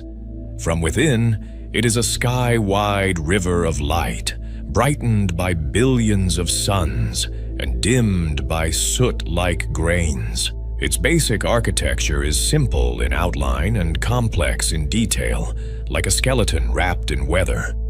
A thin, rotating disk holds most gas, dust, and young stars, and it is where the galaxy still feels alive. A thicker disk and central bulge hold older populations and hotter motions, preserving a record of earlier upheavals. A faint halo surrounds everything, built from ancient stars and dark matter, extending far beyond the visible glow. The disk is where ongoing star formation writes the newest chapters, and the visuals are almost tactile. In infrared, warm dust outlines spiral structure like embers in a slow whirl. In radio maps, hydrogen gas spreads in broad sheets, then gathers into knots where gravity gains purchase. In optical light, bright blue clusters mark recent births, while dark lanes cut across them like ink. Spiral arms are not rigid structures, but patterns that compress gas as it orbits, more like traffic jams than solid walls. Stars and clouds move through the pattern, speeding up and slowing down under the galaxy's gravitational potential. As gas enters an arm, it is squeezed by shocks and converging flows, and that compression can push clouds over the threshold for collapse. Feedback then disrupts clouds and reshapes the next cycle, so the arms become both signposts and engines. The physics of that compression is deceptively subtle because the disk is not a smooth fluid. Supersonic turbulence, self-gravity, and shear from differential rotation all compete, and the outcome depends on local conditions. In some regions, gas piles into giant molecular complexes, hundreds of light years across, with internal filaments like braided rope. In others, the arm passage only triggers modest clumps that disperse before they can form many stars. The spiral pattern links rotation to birth, but it does not dictate a single fate. The bulge marks a different environment and a different history, and the camera would feel the pace change. The starlight grows denser and redder, and the orbits become less like lanes on a highway and more like a stirred swarm. Its stars are generally older and more metal-rich than the halo's oldest survivors, implying long periods of early star formation and rapid chemical recycling. Its motions are less orderly, suggesting violent early assembly and later rearrangement, including the growth of a bar that funnels gas inward. At the very center sits a compact radio source, Sagittarius Aia, a supermassive black hole with about 4 million solar masses. It is small on the sky, yet it dominates the dynamics within its immediate neighborhood. When we speak of a black hole, we mean an event horizon where escape becomes impossible. But the spectacle comes from the surrounding plasma. Gas heats to extreme temperatures as it spirals inward, and magnetic fields twist into knots, launching flares that briefly brighten the darkness. The halo is the Milky Way's memory, scattered into streams and clumps that arc across the sky in faint, ghostly bands. Stellar streams trace disrupted dwarf galaxies and globular clusters, stretched by tides into long ribbons that wrap the galaxy like loose threads. Their chemistry and motions record when mergers happened and how much mass they carried, because each infalling system had its own enrichment history. The halo's globular clusters are time capsules, but even they show multiple populations and complex formation, hinting at dense, early environments. Dark matter is the halo's unseen scaffolding, inferred from motion rather than light. The outer disk rotates too fast to be held together by visible stars and gas alone, so an extended mass component must be present. Rotation curves, plots of orbital speed versus radius, stay flat where they should fall, and that mismatch is one of modern astronomy's most persistent clues. In simulations, dark matter halos form first, then pull in baryonic gas, setting the stage for disks, bulges, and satellites. Stellar populations act as a fossil record of galaxy formation because stars preserve the chemical state of the gas they formed from. Population. Stars in the disk are young and metal-rich, shaped by many enrichment cycles and continual mixing. Population 2, stars in the thick disk and halo are older and metal-poor, closer to early cosmic chemistry and early star formation conditions. The rarest ultra-metal-poor stars preserve signatures of the first supernovae, even when the first stars themselves are gone. Those signatures are not poetic metaphors, but measurable patterns in spectra. When starlight is split into a rainbow, dark absorption lines reveal specific elements, and their relative depths encode abundance ratios. Some ratios point to core collapse supernovae, which enrich quickly with oxygen and magnesium. Others suggest type Ea supernovae, which arrive later and add iron, shifting the chemical fingerprint over time. In this way, chemistry becomes a clock, imperfect but powerful. This fossil record connects directly to the central question because it ties local structure to the universe's earliest conditions. The CMB's tiny seed pattern grew into halos, then into mergers, then into a settled spiral, and each stage left traces. The Milky Way is one outcome of that amplification, constrained by gravity and by the universe's expansion history. Yet the origin of the seeds still hides behind the observational curtain, and we can only infer it through consequences. The Milky Way's present shape also reveals its merger history, and Gaia has turned that history into a map. Gaia's astrometry measures positions, distances, and proper motions for more than 1 billion stars, and the result is a 6-dimensional view of phase space. In that space, coherent groups stand out like schools of fish in a turbulent sea. Debris from major accretion events remains visible as kinematic clumps even after the stars have spread across the sky. The Gaia sausage and other features imply a significant merger that heated the early disk and puffed it into a thick component. That event likely happened billions of years ago, when the galaxy was still assembling and gas was more abundant. Smaller satellites continue to fall in, building the halo and stirring the outer disk, and some are still visible today. The Sagittarius dwarf galaxy, for example, is being torn apart in real time, leaving a stream that loops around us. Mergers do more than add stars, because they also rearrange gas and angular momentum. A collision can drive gas inward, feeding central starbursts and possibly black hole activity. It can also warp the disk, leaving ripples and vertical waves that persist for hundreds of millions of years. When we see the Milky Way's disk bending like a shallow S-shape, we are likely seeing the afterimage of gravitational encounters. The galaxy is not static. It is still settling. The galaxy is not only stars, but an interstellar medium that behaves like an ecosystem, with cycling and feedback. Gas exists in multiple phases that exchange mass and energy, and those phases are interleaved rather than neatly separated. Cold molecular gas forms stars, warm neutral gas fills much of the disk, and hot ionized gas occupies bubbles and chimneys that vent into the halo.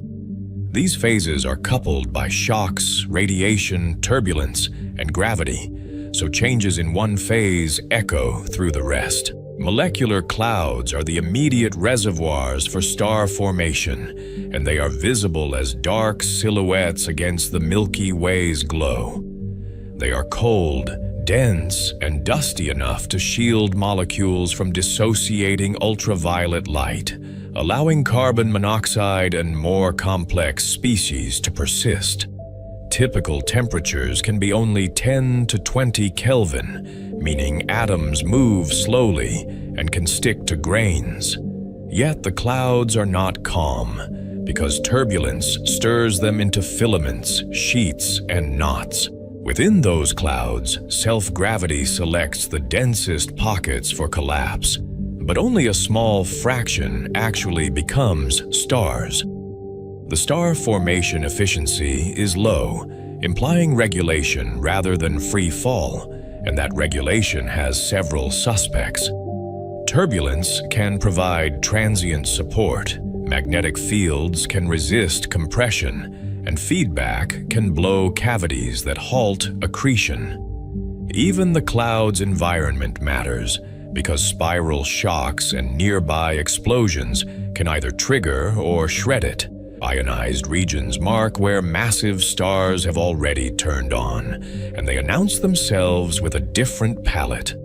Ultraviolet photons carve H2 bubbles that expand into surrounding gas, and in narrow band images, they glow in pink and violet emission lines. These regions can compress nearby material and trigger secondary collapse, or they can disperse clouds and halt accretion. The same feedback can both create and destroy nurseries, depending on geometry, density, and timing. Supernovae add another layer of feedback, injecting energy and freshly forged elements into the surrounding medium. A single explosion can drive a shock wave for tens of parsecs, sweeping up gas into shells where new clouds may form. In hot cavities, the gas becomes tenuous, and million-degree plasma emits X-rays, tracing the aftermath. Over time, overlapping supernova remnants can create superbubbles that punch through the disk. These chimneys help circulate metals into the halo, making enrichment a galactic-scale process. Dust lanes trace both chemistry and dynamics, and they are more than mere obscuration. Dust absorbs starlight and re-radiates in infrared, turning hidden star-forming regions into bright thermal beacons. Dust also catalyzes molecule formation on grain surfaces, especially molecular hydrogen, which is otherwise hard to assemble in the gas phase. Grains carry electric charge and couple to magnetic fields, affecting how gas cools and fragments. Dust is also a tracer of spiral shocks and bar-driven inflow, revealing where gas is being funneled inward. Star formation today is not identical to star formation in early epochs, and the difference is written into the universe's timeline. Early galaxies were more gas-rich, more turbulent, and more merger-driven, so their disks were thicker and more chaotic. Metallicity was lower, changing cooling pathways and the mass scale of fragmentation, which likely altered the typical mass of newborn stars. Feedback operated in denser environments, and the balance between inflow and outflow differed, sometimes producing powerful galactic winds. When we look at distant galaxies, we are watching that earlier regime in action. In the Milky Way, we can compare these regimes by reading gradients and ages, like layers in a geological outcrop. The inner disk is more metal-rich, reflecting faster enrichment and stronger recycling, and its stars show a broader range of chemical histories. The outer disk is more metal-poor and more sensitive to accretion from the circumgalactic medium, where fresh gas can dilute metals. The thick disk suggests an earlier era of hotter dynamics and rapid formation, perhaps during a time of intense star formation and mergers.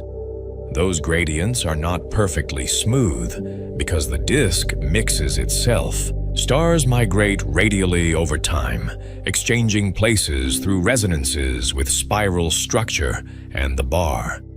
Gas flows inward and outward, and fountains launched by supernovae rain back down in different locations. As a result, the Milky Way's chemical map is a palimpsest, overwritten but not erased. What looks like a simple metallicity slope hides countless individual histories. The interstellar medium is threaded by magnetic fields that are hard to see directly, yet they leave fingerprints in light. We map them through polarization of starlight and dust emission because elongated grains align with field geometry and preferentially absorb or emit certain orientations.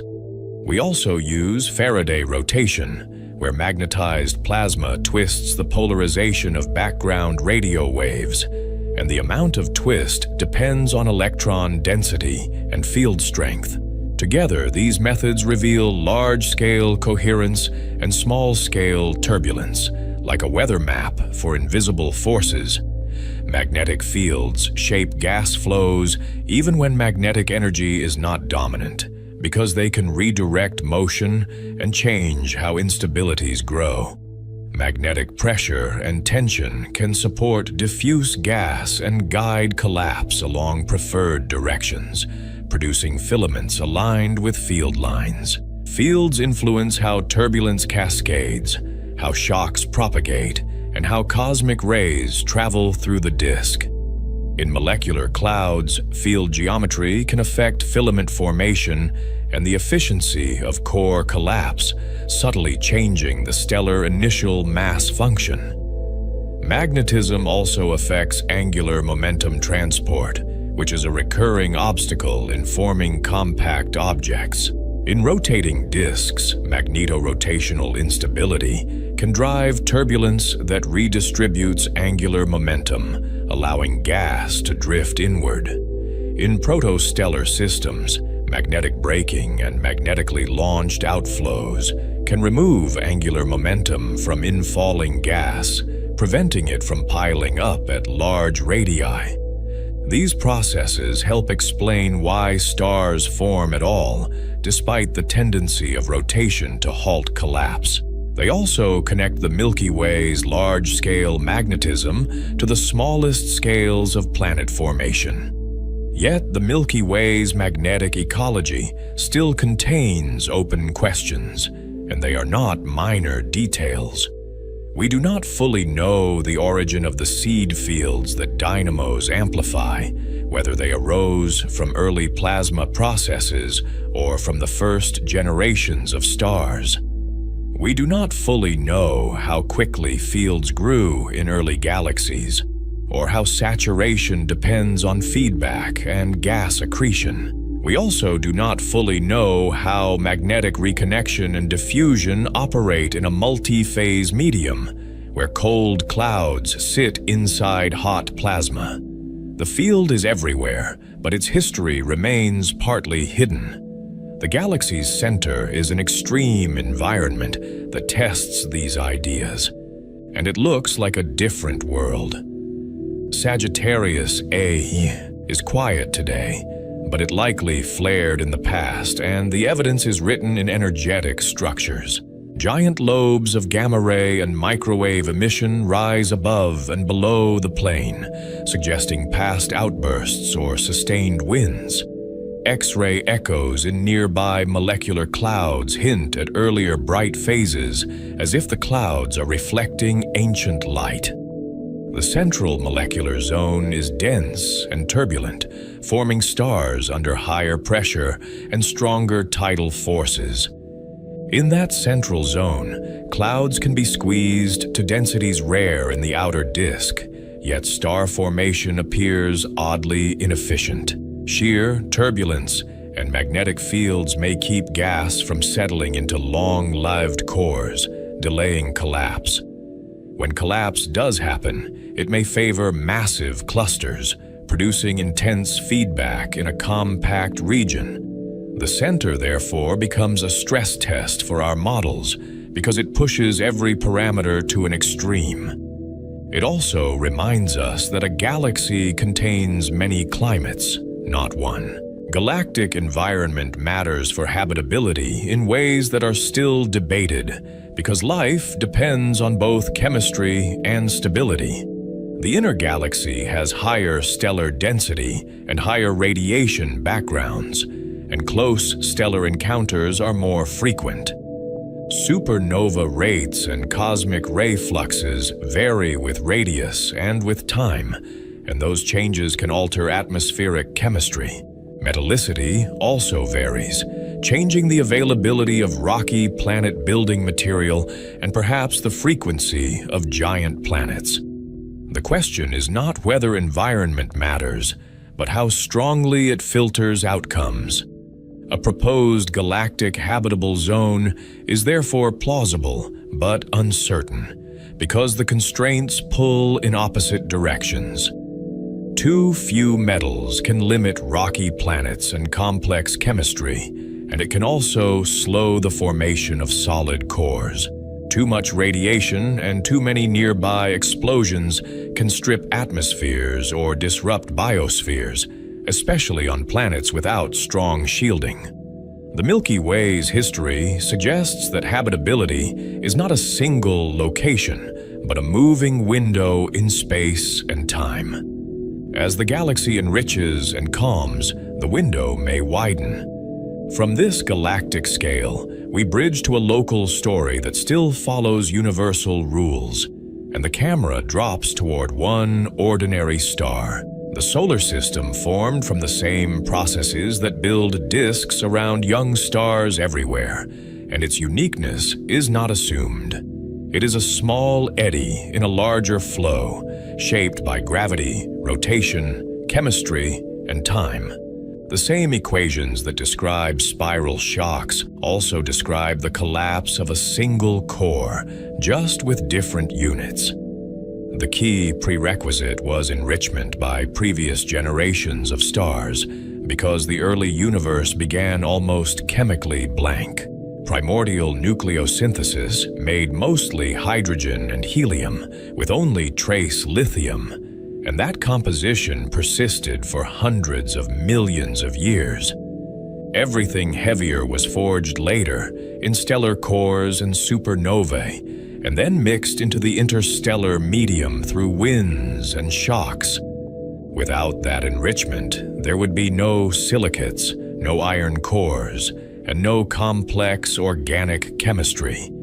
Even water, so central to habitability, requires oxygen made in stars. The sun's birth cloud was therefore not pristine, and its dust carried a long ancestry. It contained metals and dust from many earlier lives, including elements made in different astrophysical sites and released on different timescales. Carbon and oxygen are built in stellar interiors and distributed by winds and explosions, while nitrogen has its own pathways in intermediate mass stars. Iron group elements are made in supernovae, while many heavy nuclei require neutron-rich environments, such as rapid neutron capture in extreme events. The periodic table is a map of astrophysical processes, not a single factory. One mystery is how local that enrichment was, and the clues come from isotopes that decay quickly. Some evidence suggests a nearby supernova injected short-lived radionuclides into the forming system, leaving a measurable excess in meteorites. Isotopes like aluminum-26 imply a recent nucleosynthetic event close enough to seed the disk, because its half-life is only about 700,000 years. The exact source could be a supernova, a massive star wind, or a combination within a clustered nursery. Each possibility implies a different birth environment for the sun. Those radionuclides mattered because they provided heat inside early planetesimals, driving melting and differentiation. In the first few million years, aluminum-26 decay could turn small bodies into miniature worlds with metallic cores and volcanic surfaces. That internal processing affects how water and organics are stored or lost, and it shapes the building blocks that later assemble into planets. A seemingly minor isotopic detail becomes a lever on planetary geology. It also ties a rock in a museum to an explosion in deep time. The solar system's formation begins with collapse of a dense core in a molecular cloud, and the visuals shift to a cold, dark cradle. Gravity pulls inward, but angular momentum forces material into a rotating disk, flattening the infall like batter spun in a bowl. The protosun forms at the center, accreting mass through the disk, while the outer disk remains cool and dusty. Jets and outflows likely remove angular momentum and regulate accretion, carving bipolar cavities that glow in shocked emission. Even at birth, the system is already shaping its surroundings. In the disk, dust grains collide and stick, building larger aggregates in a process that begins almost invisibly. Growth proceeds from micron grains to pebbles, then to planetesimals that can gravitationally focus more material, accelerating their own growth. Accretion becomes runaway for the largest bodies, producing protoplanets that dominate their neighborhoods. The process is efficient but not perfectly understood, especially across the meter-size barrier where drift and fragmentation compete. Somewhere in that barrier, the difference between a dusty disk and a planetary system is decided. Modern models add nuance by invoking streaming instabilities, where pebbles concentrate into dense filaments that collapse under their own gravity. In that picture, planetesimals can form rapidly, bypassing some of the slowest steps of sticking. Observations of protoplanetary disks support this complexity, showing rings, gaps, and spirals even around very young stars. Those structures may be carved by forming planets, or they may arise from pressure bumps and magnetic effects. Either way, the disk is not a featureless pancake. It is a dynamic laboratory.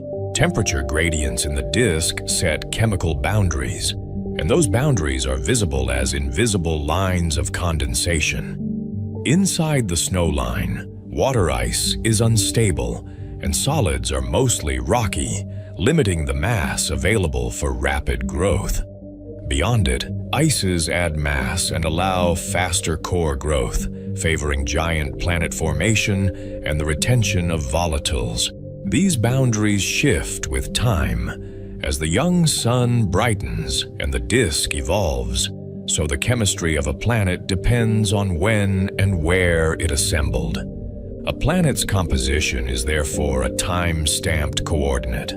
Giant planets likely formed early, before the gas disk dispersed, because they require abundant hydrogen and helium. Their cores accreted gas envelopes, becoming Jupiter and Saturn, and their gravity then shaped the rest of the system by stirring planetesimals and sculpting resonances.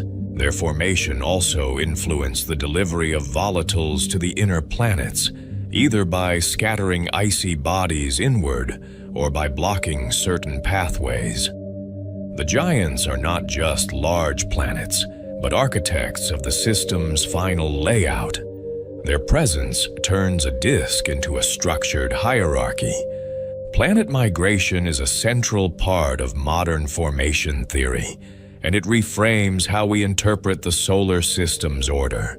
Interactions with the gas disk can move planets inward or outward on short timescales, because gravitational torques exchange angular momentum with the disk. Later, gravitational interactions among planets can rearrange orbits after the gas is gone, producing instabilities that scatter bodies and reshape belts. Migration explains many exoplanet systems, including hot Jupiters and compact chains of super-Earths. The solar system's exact migration history remains debated, which means its apparent stability may hide a turbulent youth. The inner planets formed from rocky material in a region repeatedly heated and depleted, and the visuals become violent and bright. Collisions built Mercury, Venus, Earth, and Mars through a chaotic sequence of impacts, with each collision converting orbital energy into heat. Some impacts were gentle mergers, while others were catastrophic, stripping mantles and vaporizing oceans of magma.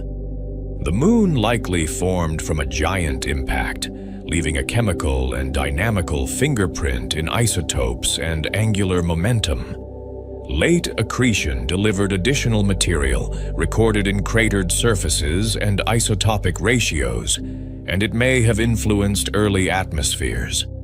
Leftover debris remains as a signature of incomplete assembly, and it still circles the Sun like a fossil ring. The asteroid belt is not a failed planet so much as a region stirred by Jupiter's gravity, where resonances increase collision speeds and prevent quiet growth. The Kuiper belt preserves icy remnants beyond Neptune, shaped by resonances and scattering, and its objects retain primitive ices and organics.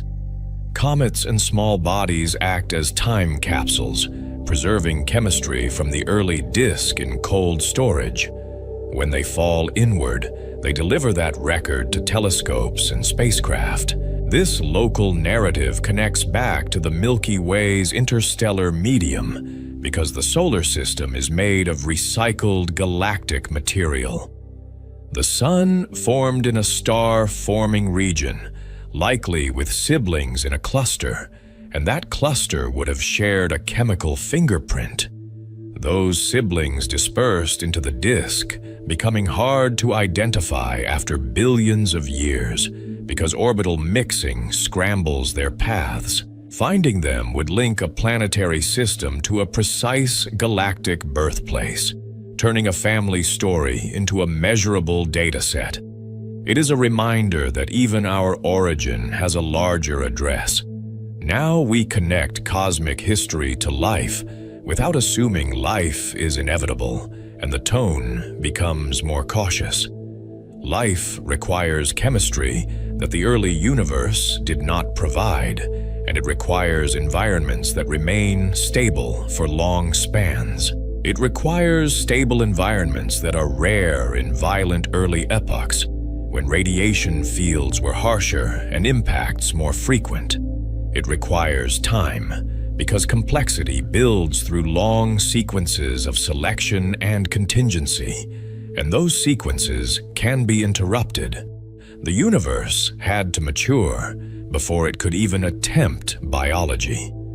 A minimal habitability checklist is straightforward in principle, even if difficult in practice. Liquid water is a powerful solvent and a marker of moderate temperatures and pressures, and it enables rich chemistry in a mobile medium.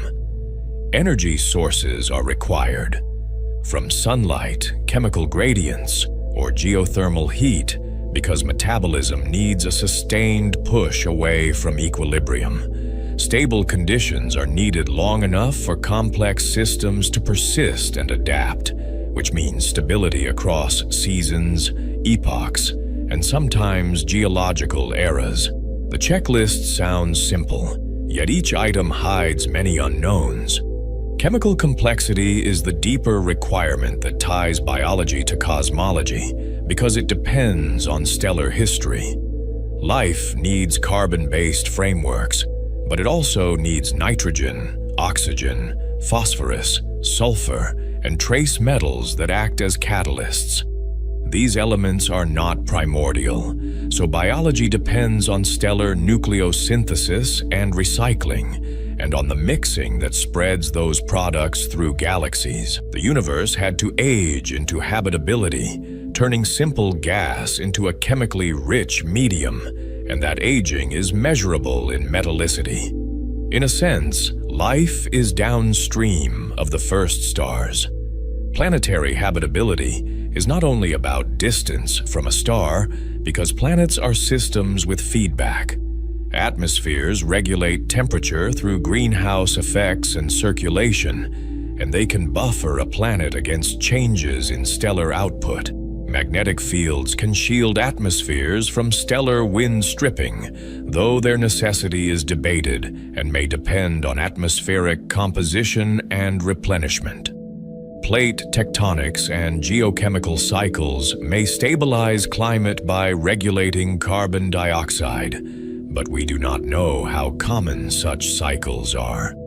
Even on Earth, stability is a negotiated truce between geology, oceans, and air. The sun provides a relatively steady energy source, but it is not perfectly constant, and early conditions were harsher. Young stars are more active, with flares and stronger winds that can erode atmospheres and alter surface chemistry. Stellar variability and high-energy radiation can both hinder and drive chemistry, breaking molecules, but also enabling new pathways. Habitability may require a balance between stability and stimulation, where chemistry is energized without being sterilized. That balance is not a single number, but a moving target over time. The galactic environment adds another layer of risk and opportunity because a planet does not orbit in isolation. Nearby supernovae can bathe planets in radiation and alter atmospheres, and they can also compress clouds and trigger new star formation. Gamma-ray bursts are rarer but potentially catastrophic at close range, and their beaming makes them unpredictable hazards. Dense regions increase encounter rates that can perturb comet reservoirs and raise impact hazards, changing the long-term bombardment rate. The same galaxy that provides heavy elements also supplies occasional threats. Metallicity links galaxy evolution to planet formation, and the relationship is more nuanced than a simple threshold. Higher metallicity increases the solid material available for building rocky planets and the cores of giants. And surveys show giant planets are more common around metal-rich stars. Yet very high metallicity may also favor giant planets that migrate and disrupt inner systems, changing the odds for stable terrestrial orbits. The relationship between metallicity and Earth-like outcomes is therefore not monotonic and not settled. The galaxy's chemical evolution sets the stage, but it does not write the script. Exoplanet surveys have changed the stakes by showing that planets are common, and the visuals widen to a sky full of dots. Kepler and follow-up studies imply that small planets are abundant around many stars, and that multi-planet systems are typical rather than rare. Yet Earth size does not guarantee Earth conditions, and we still lack atmospheric data for most candidates, especially at Earth-like temperatures. The most important unknown is not whether planets exist, but how many are truly habitable. The census is large, but the diagnoses are few. We also face a detection problem that echoes the documentary's theme, because absence of evidence is not evidence of absence. The universe can be full of life and still appear silent if signals are rare, brief, or not aimed at us. Technosignatures may be uncommon, or they may be hard to distinguish from natural phenomena, especially across interstellar distances. Biosignatures may be subtle, context-dependent, and vulnerable to false positives and false negatives, requiring careful interpretation.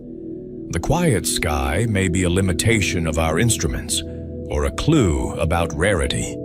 This uncertainty is the modern form of an older mystery, and it has a history of its own. The Drake equation frames the factors, but most terms remain poorly constrained because we have only one confirmed example of life. Biology may be common once chemistry and water align, or it may require rare steps like the origin of replication and the emergence of complex cells. Intelligence and technology may be even rarer or simply transient, rising and falling on timescales too short for easy overlap. The equation organizes ignorance, and that is part of its value. The Milky Way becomes the arena where these probabilities play out, because it is both vast and knowable in detail. It contains hundreds of billions of stars and a long history of chemical enrichment, and it has hosted many cycles of star birth and death. It also contains hazards that vary across time, including bursts of star formation and central activity that can raise radiation backgrounds. Our existence proves possibility, but it does not reveal frequency, and that gap is where mystery lives. The galaxy is large enough for many outcomes, including rare ones. We return to the central question with new weight, because the chain now includes both physics and biology. How did near-uniform beginnings produce a galaxy that can host complex chemistry and living observers? And why did it happen here at all? The same physics that amplifies tiny seeds also creates the conditions for biology, but only after long delays and many contingencies. The path from the CMB's microkelvin ripples to a habitable planet is continuous, yet it is not guaranteed. Continuity does not imply inevitability. Mysteries remain at every link in the chain, and the unanswered parts are as important as the known ones. We do not know the Milky Way's full merger history, especially in the earliest epochs, when the evidence is hardest to preserve. We do not know the detailed role of magnetic fields in regulating star formation across cosmic time, or how they interact with feedback in different environments. We do not know how typical the Sun's birth environment was, or how often enrichment events seed disks with key radionuclides. Each uncertainty is a doorway to a deeper model. We also do not know the distribution of Earth-like worlds in the galaxy, because we are only beginning to measure atmospheres and surfaces. We do not know how often stable climates persist for billions of years, or how often planets avoid runaway greenhouse or deep freeze. We do not know how often life begins, or how often it survives planetary and stellar upheaval, including impacts and stellar evolution. The silence could mean rarity, or it could mean our methods are still crude. It could also mean that life is common but quiet. This chapter's climax is a reversal of perspective, and the visuals should feel like a slow pullback. The Milky Way is not just our home, but a visible cross-section of cosmic evolution, suspended as a luminous disk within a dark halo. Its disk, bulge, and halo are the grown-up form of early fluctuations, shaped by mergers, feedback, and time, and still changing today. The solar system is a local condensation of that history, built from recycled stardust and shaped by migration and impacts. In that condensation, chemistry found a stable niche long enough to become curious. Transition. To answer how we know any of this, and what still resists explanation, we pull back to the tools and theories that probe the deepest questions, including expansion itself.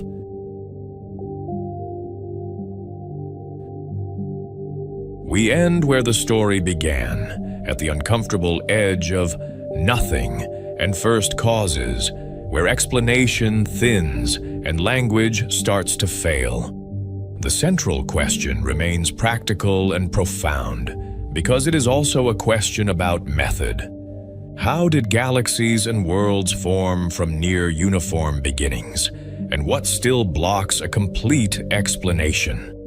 We know this history because astronomy is now a forensic science across time, built from faint traces and careful inference. Light is delayed information, and distance becomes a look-back clock, so every telescope is also a time machine. When a spectrum arrives, it carries the imprint of atoms, dust grains, and plasma, each leaving a recognizable signature. Every measurement is a compromise between what the universe emits and what our instruments can recover, and those compromises shape what we think we know. The modern toolkit starts with multi-wavelength surveys that treat the sky as layered evidence, like transparent sheets stacked into a single scene.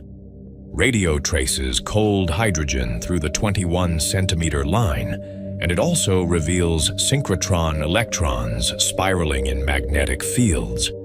Infrared reveals dust warmed by starlight, turning opaque clouds into glowing maps of hidden star formation. Optical maps stars and galaxies in bulk, where morphology and color hint at age, metallicity, and environment. Ultraviolet and X-rays expose hot gas, shocks, and accreting black holes, where gravity converts infall into heat and radiation. Each band corrects the other's blind spots, because the universe hides itself differently at each energy, and it rarely tells the whole story in one color. Dust blocks optical light but glows in infrared, so a quiet-looking spiral can conceal a starburst in its core. Hot plasma is invisible in narrow radio lines but bright in X-rays, outlining cluster atmospheres and supernova-heated bubbles. The same galaxy can look calm in starlight and violent in high-energy emission, as if two histories overlap in the same place. Surveys also become statistical because cosmic history is written in populations, not anecdotes, and the universe is too large for hand-picked examples. We map millions of galaxies to measure clustering, bias, and environment, then compare those patterns to the fingerprints of early fluctuations. We use weak lensing to weigh the cosmic web without relying on light, reading tiny, coherent distortions in background galaxy shapes. We cross-correlate maps to reduce systematics and expose shared structure, because agreement across instruments is its own kind of evidence. Time domain astronomy adds a second axis, because the sky is not static, and change is often more informative than brightness. Supernovae mark stellar deaths and calibrate distances through standardizable candles. After their light curves are corrected for color and stretch, variable stars trace stellar evolution and anchor the local distance ladder because their periods encode their intrinsic luminosities. Transients reveal compact objects, tidal disruptions, and the growth of black holes, brief flares that turn otherwise invisible engines into measurable physics. Precision cosmology turns these data into parameters, but the parameters are not the point, and they never replace the underlying story. We measure the expansion history through redshift and distance relations, watching spectral lines slide as space itself stretches. We infer matter content from CMB anisotropies, BAO, and lensing, combining early universe relics with late-time structure. We test growth of structure through clustering and redshift space distortions, where peculiar velocities compress and stretch patterns along the line of sight. Distance measurement is the backbone, and it is built as a ladder with overlapping rungs, each one checked against the next. Parallax sets the geometric base for nearby stars, using Earth's orbit as a baseline and milliarc second shifts as a ruler. Cepheids and other variables extend the scale to nearby galaxies, and their calibration depends on metallicity and crowding in dense fields. Type Ia supernovae push to cosmological distances where expansion dominates the signal, and the universe's acceleration becomes visible in the residuals. Independent methods check the latter, because calibration errors can mimic new physics, and cosmology is unforgiving about small biases. BAO provides a standard ruler tied to early universe sound waves, frozen into galaxy clustering when photons decoupled from baryons. Time delays in strong lensing offer another route to H0 because multiple images follow paths with different geometric and gravitational delays. Gravitational wave sirens promise distances without a traditional ladder if counterparts or statistical hosts are identified and selection effects are controlled. These tools reconstruct a timeline, but reconstruction is not the same as witnessing, and the difference matters at the edge of the observable. We infer the early universe through relics, not direct images, and relics can be interpreted in more than one way. The CMB is the oldest light, but it is also a wall, because before recombination, the universe was an opaque plasma. Behind it, we must rely on consistency between theory and later structure, and on subtle signatures embedded in polarization and lensing. Transition. To understand what the data mean, we move from telescopes to equations and simulated universes. Theoretical astrophysics is the bridge from laws to outcomes, and it is where assumptions become visible because they must be written down.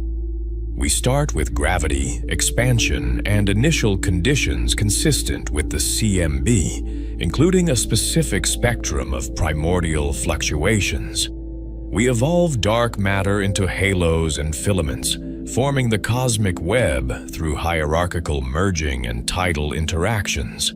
We add baryons, cooling, chemistry, star formation, and feedback, then compare to observed galaxies with the same statistical discipline used in surveys. Simulations succeed on large scales because gravity is simple and relentless, and because the relevant physics is dominated by collisionless dynamics. The Webb's statistics match surveys when initial fluctuations are nearly Gaussian and adiabatic, as predicted by simple inflationary scenarios. Halo mass functions and clustering broadly follow the standard model, from dwarf-scale halos to massive clusters.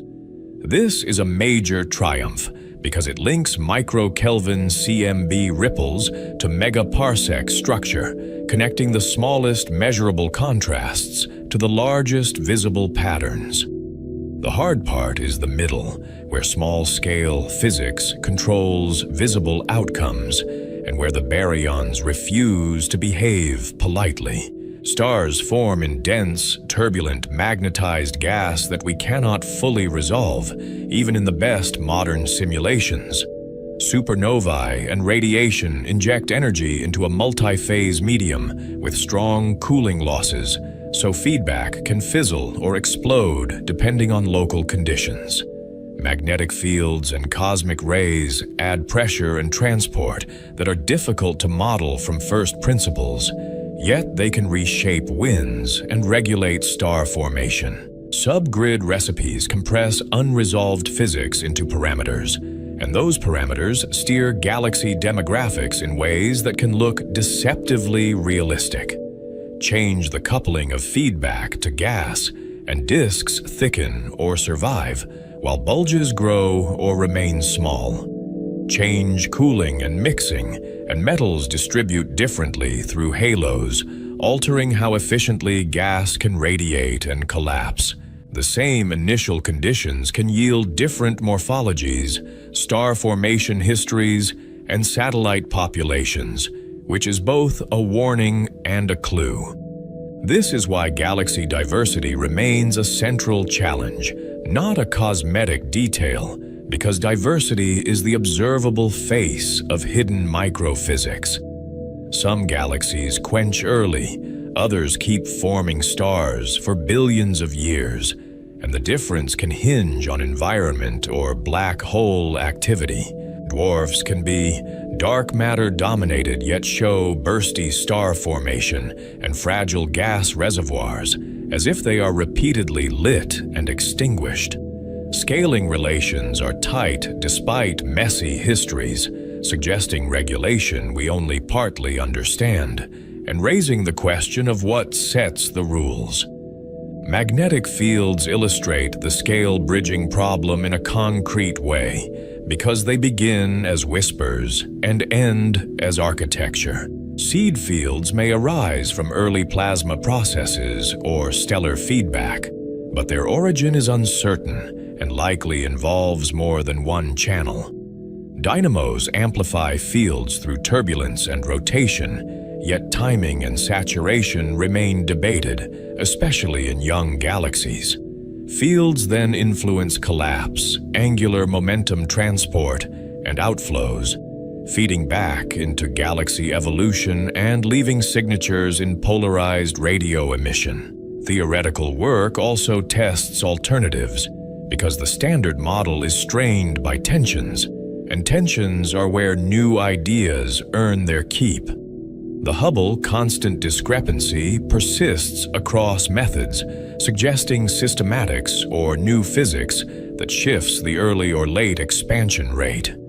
Late time clustering appears lower than some predictions, hinting at altered growth or subtle observational biases in lensing and galaxy surveys.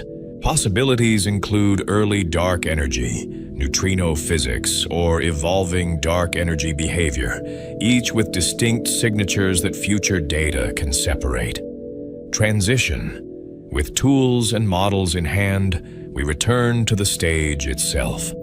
The expansion of the universe is not background.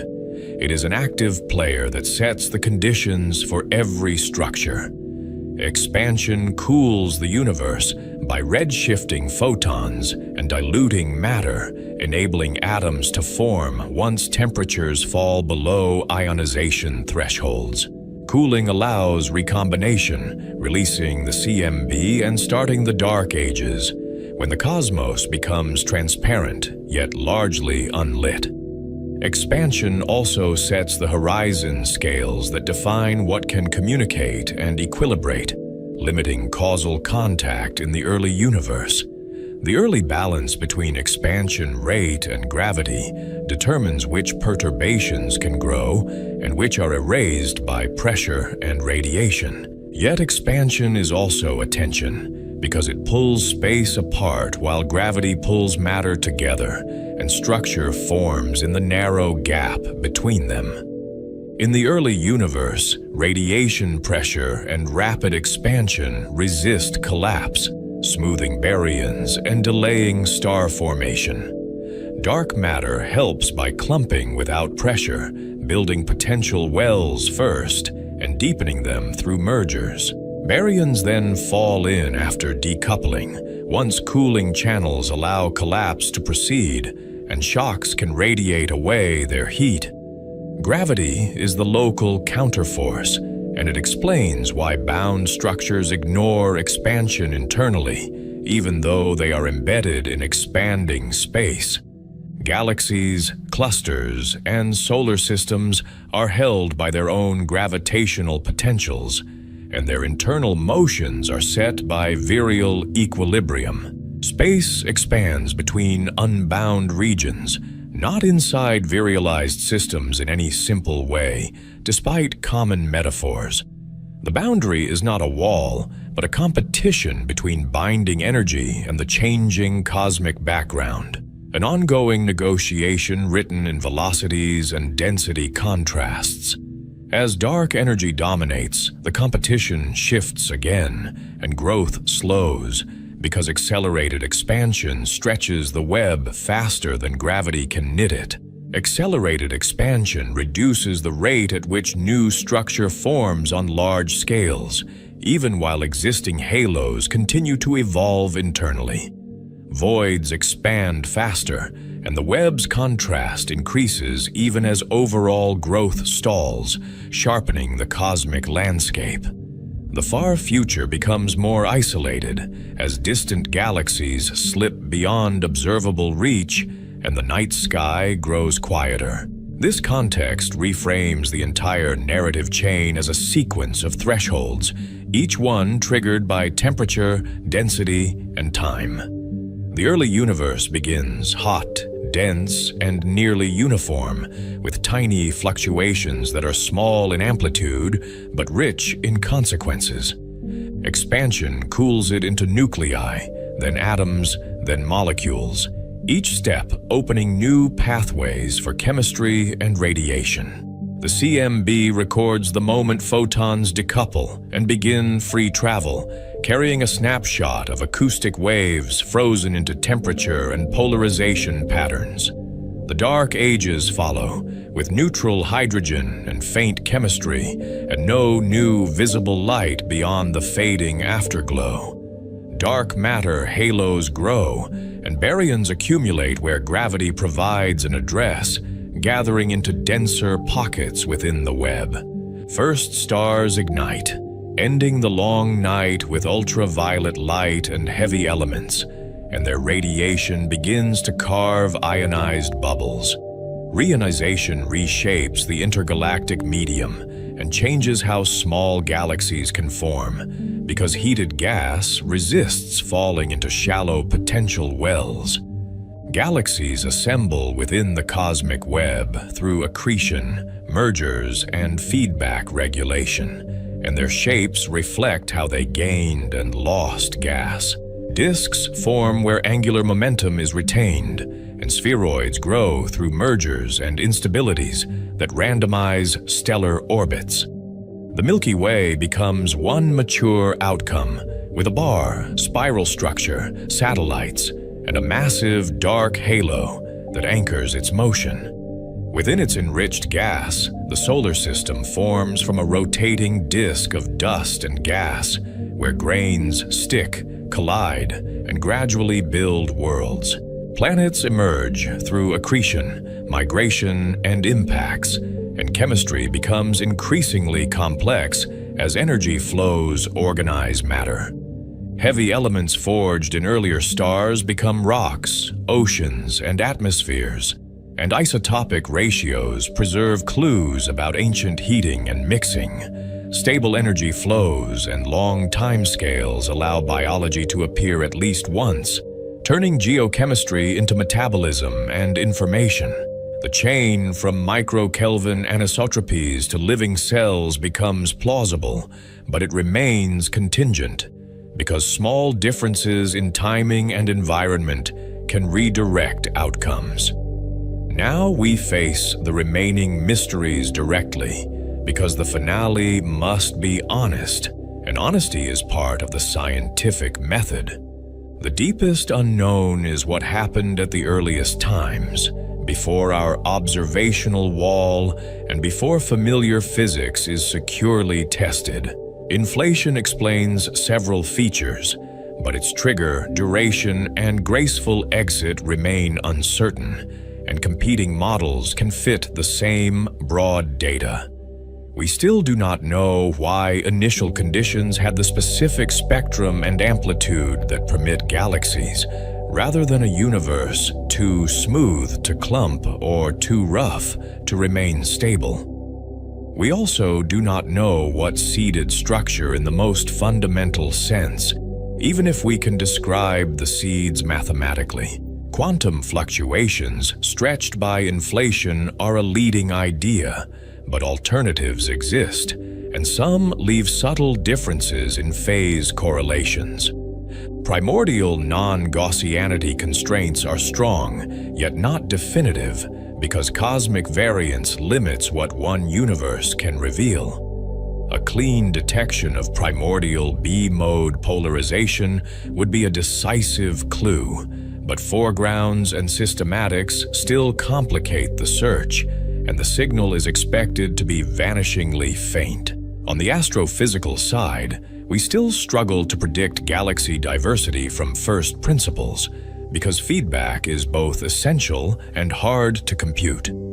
Feedback coupling in a clumpy medium remains uncertain, especially across phases where cold clouds, warm ionized gas, and hot plasma exchange mass. The roles of turbulence, magnetic fields, and cosmic rays are not fully constrained by observations, even though each can provide pressure and drive winds. Small-scale dark matter physics could also reshape halos and satellites, and current data do not close the case, leaving room for warmer, self-interacting, or otherwise modified scenarios. The stalemate can break only if new observations target the missing epochs and hidden components, and if they do so with enough redundancy to expose bias. 21-centimeter mapping can probe the Dark Ages and cosmic dawn directly, tracing neutral hydrogen before and during first light as absorption and emission patterns evolve. Next-generation CMB experiments can refine polarization and lensing, tightening early universe constraints and improving our map of matter integrated along the line of sight. Large surveys will map billions of galaxies, improving growth measurements and testing dark energy evolution, while also revealing rare objects that stress our models. New messengers widen the evidence base beyond light, and they change what is measurable because they travel differently and interact weakly. Gravitational waves provide distances and probe compact object populations across cosmic time, turning mergers into standard sirens with independent calibration. Neutrinos and cosmic rays trace extreme environments and feedback channels, pointing back to shocks, jets, and dense nuclear regions. Multi-messenger events connect engines to environments, linking microphysics to cosmological context, and letting us test models under conditions no laboratory can reproduce. Simulations will also change, but only if they become more predictive and less tuned, so that agreement is earned rather than adjusted. Higher resolution reduces reliance on subgrid recipes, but cannot eliminate them, because star formation and plasma processes span orders of magnitude. Better plasma and radiation modeling can constrain feedback and magnetic amplification, and improved numerical methods can reduce artificial mixing and diffusion. The goal is not a perfect universe in a computer, but a model that fails in informative ways, revealing which assumptions were doing the real work. The central question returns for the last time, now sharpened by evidence and bounded by ignorance, which is the honest boundary of knowledge. We can trace a plausible, evidence-backed pathway from near-uniform beginnings to the cosmic web, and we can test that pathway against multiple independent datasets.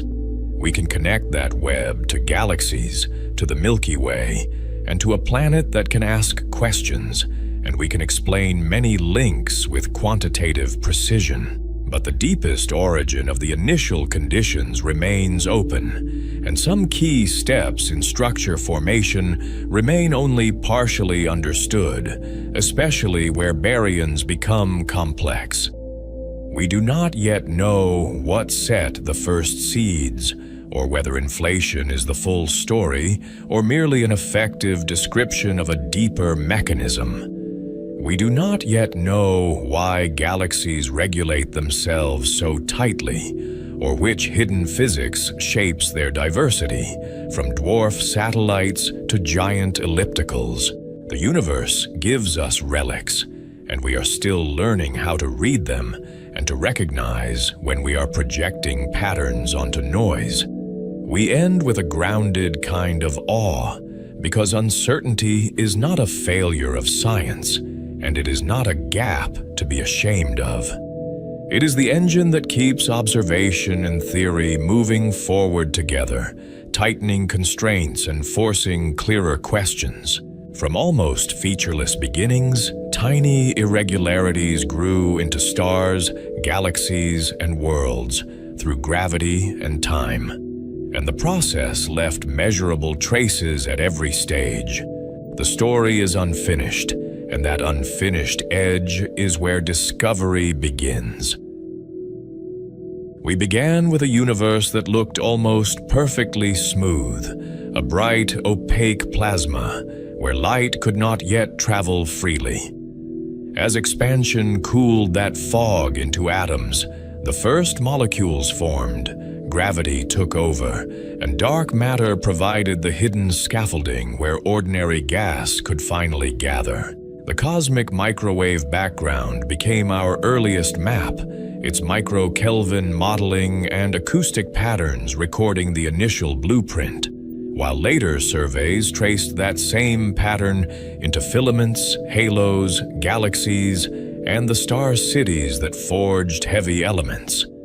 From the long dark ages to the first stars and patchy rionization, we watched complexity ignite, then spread through feedback, mergers, and the restless circulation of gas, dust, and radiation. Up close, the Milky Way turned into a laboratory, its spiral shocks, chemical clocks, and Gaia-mapped collisions, showing how cosmic history is written into stellar motions and starlight. And at the edge of knowing, we confronted the method itself, cosmology as forensic science, built from relic light, standard rulers, lensing, and simulations that succeed on the largest scales, yet strain under tensions in the Hubble constant, late-time clustering, and the messy physics of magnetized, turbulent baryons.